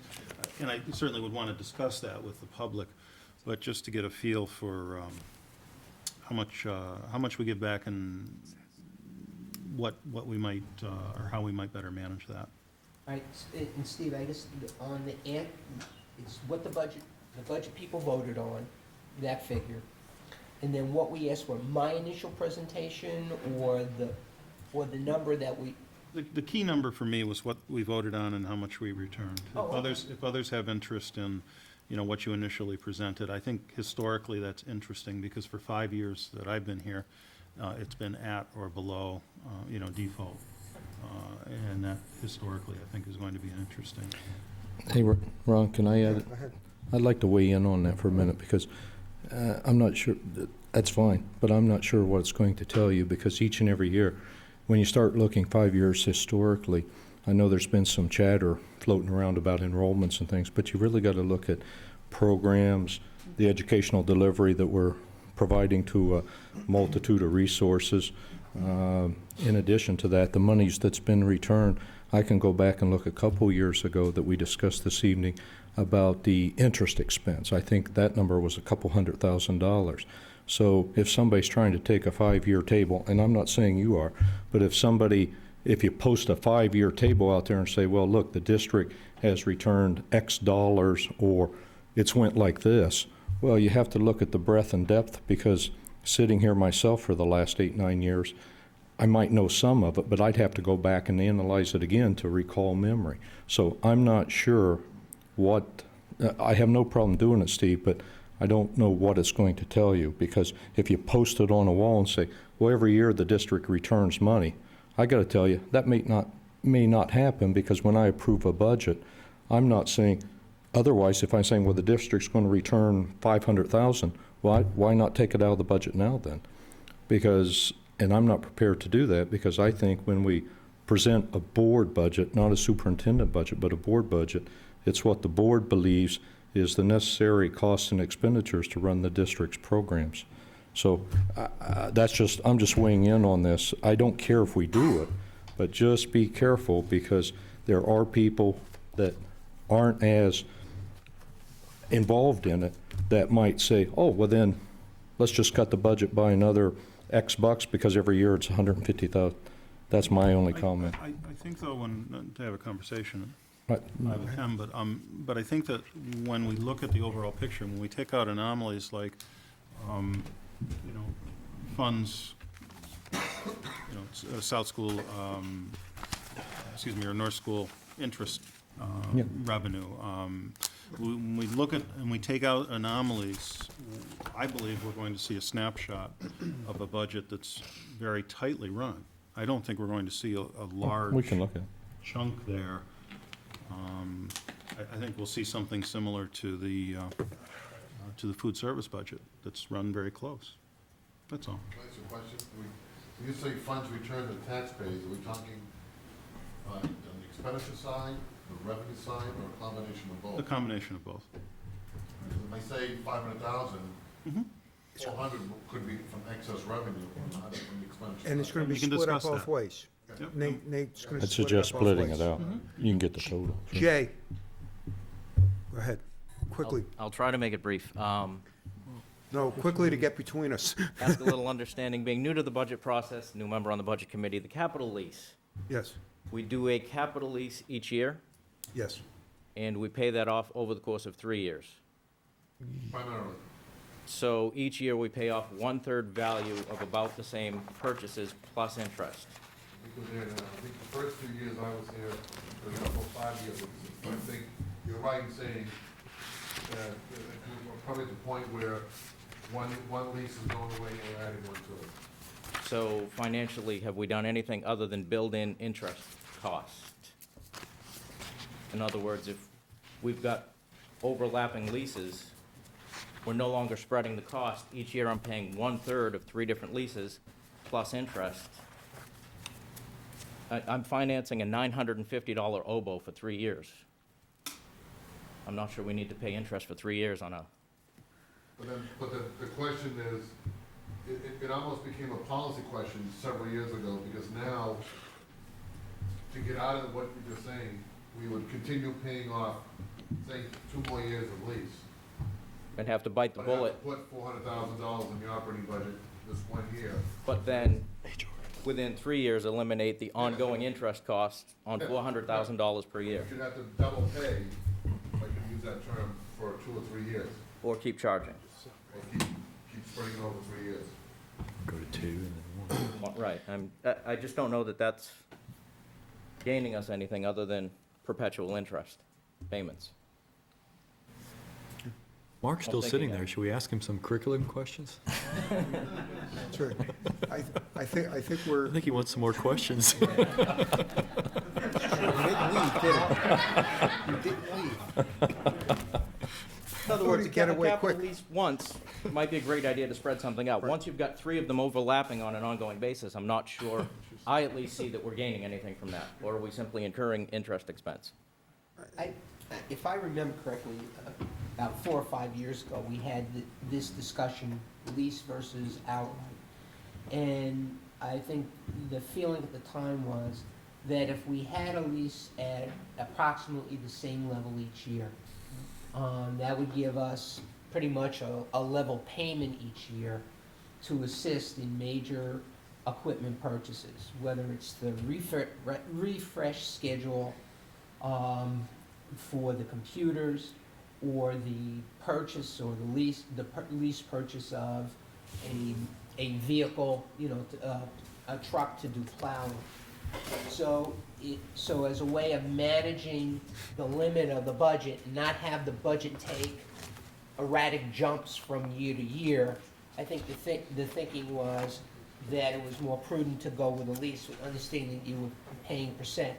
Because the discussion at the time, I'll be honest with you, I'm falling on that side, was that 1 year you'd see a $400,000 worth of capital.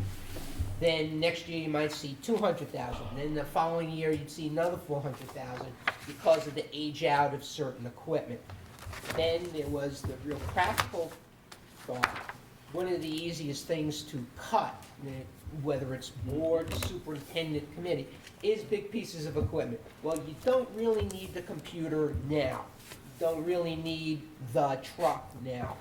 And so each year, for whatever reason, the institutional memory becomes affected by Alzheimer's, and people forget that 2 years ago, we went through the same discussion and said, no, we'll get the truck next year, and then next year, and then next year. And then Chuck walks in and says, I got news for you. My truck won't start, it won't run, snow place, and I can't plow the grounds. So then you're stuck in a emergency situation. So just the normal psychology of it is when you're dealing with that large a number, it's easy to grab, right? So I don't want to take away the textbooks, I don't want to do this. It's not dissimilar from what patterns that you see. Well, all right, we'll put off doing the facility stuff this year, and then the next year it's the same thing, and then the next year, I've seen that happen in school districts. And then before you know it, you're now looking at an $800,000 project because the roof is 550 years old and nobody's been able to address it. Memory serves me right, when the budget committee recommended this to the school board, the purpose of it was, as Nate said, to keep the operating budget, and i.e. the tax rate, somewhat level each year, so that you wouldn't have an increase of $250,000 and then trying to figure out why it's $250,000, and that's 8 cents of the tax rate, and can we level, the whole purpose is trying to get a level tax rate so we don't spike it up and down.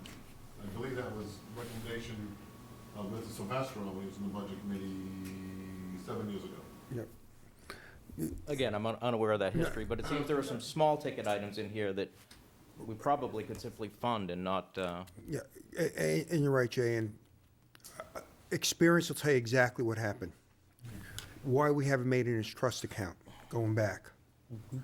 When I was first on the board, years and years ago, a couple of very smart men came up and says, let us put in $400,000, and that was the number, into our budget to take care of all our maintenance items. And we did, and it was a great idea. Next year, when the superintendent was looking for some money, that number went down to $200,000. The following year, it was $50,000, and the following year, it was gone out of the budget. So it was, as you said, a very easy place to cut because it's a hard number, and you come up to the question is, do you really need to do that roof this year? Do you need to buy that truck this year? So that's why we took that outside the budget, and we said, okay, here's the maintenance trust. You can only spend it on maintenance trust no matter what happens. Same thing with the lease. Here's the stuff we're buying on the lease, and we do it that way. If we put it in the budget, 4 years from now, that $400,000 or $300 or $200, whatever that number is that we decide on, will be gone. And that's, you know, as a line item in that 1 year. So we'll talk about it. It's an interesting concept, but maybe there's some stuff maybe we should be taking out of it and putting in the budget, but some stuff we should be keeping in there. Any other questions? No, I'm sorry, go ahead. we have a tentative date of December 20th on the agenda. Is that a? No, I don't believe. Well, we had put it in as, we didn't know what was gonna happen, or we were gonna have another snowstorm or whatever. Right. And we had scheduled, what was it, last Thursday and today. So because we had canceled last Thursday, I put next Thursday down as a possible. So Okay. we don't have to meet, it certainly wouldn't break my heart. Is the board's intention to have a meeting next Thursday? Do we have anything to do? Right now, I don't think there's anything to do. I know I want to go review the budget, and January 3rd will be our next meeting. Are there objections from the board? I'm good with that. I'd like to do that as well. Yes. But I'd also like to continue. Last question, is there a date by which you'd like to see input, feedback, recommendations from the budget committee so that we can convene between now and then? Yep, I believe, look at the calendar, I believe we're going to be talking about it on the 3rd. The budget hearing runs on the 10th. Right, what? The budget hearing and bond hearing's on the 10th. 10th, so I don't know if you guys can meet on the 3rd, because that's when we're going to be talking about what we want the superintendent to do also on the 3rd. So the 3rd is one spot that we're going to be looking at it. So you prefer to have it by the 3rd? Yes, the 3rd there. We don't have a meeting, we may have another meeting in between that point to meet with the superintendent, and that may be between the 3rd and the 10th. And to his point, in past years, the budget committee has at times felt rushed towards the end with the school side, because our calendar is a little bit tighter. as we work towards the dates. We would prefer to meet, obviously, we have to meet in public to go through and develop our consensus of what kind of advisory input we want to give to you. We prefer to give it to you in advance of that first budget workshop. So. First budget hearing, I think. No. That's the budget hearing. I guess, Nate, can we put a meeting on the Monday after January 3rd? And that'll be a budgetary workshop. That'll give us the 3rd we'll meet, which is a Thursday. That'll put, the 3rd is a Thursday, it'll put you the same night as the town council. No, but the 3rd is a Thursday, and then that Tuesday. Oh, Tuesday, when you said Monday. I apologize, Tuesday of that week. There is, mayor's Already telling us meeting there's What? a meeting scheduled. It's a regular meeting. January January 8th January 8th? is primary day. I don't think we want to do that. Oh, it's primary. Hey, Mark, there's a C3 meeting that night, too. So what? Nobody ever. Oh, you we'll moved make it that part of the regular meeting, the budget time. When I make the agenda up. because of the primary? We have a meeting on that day, thank you. Nobody ever comes here anyway. And we'll talk about the budget on that, so we'll clear out some spot on it. Okay, then- what day? I'm sorry. The 8th. We have a meeting on January 8th. So we'll go to budget talks on that time. We do? Yes, That's the primary night. yep, Okay, we're still going to meet? Yeah. Yeah, okay.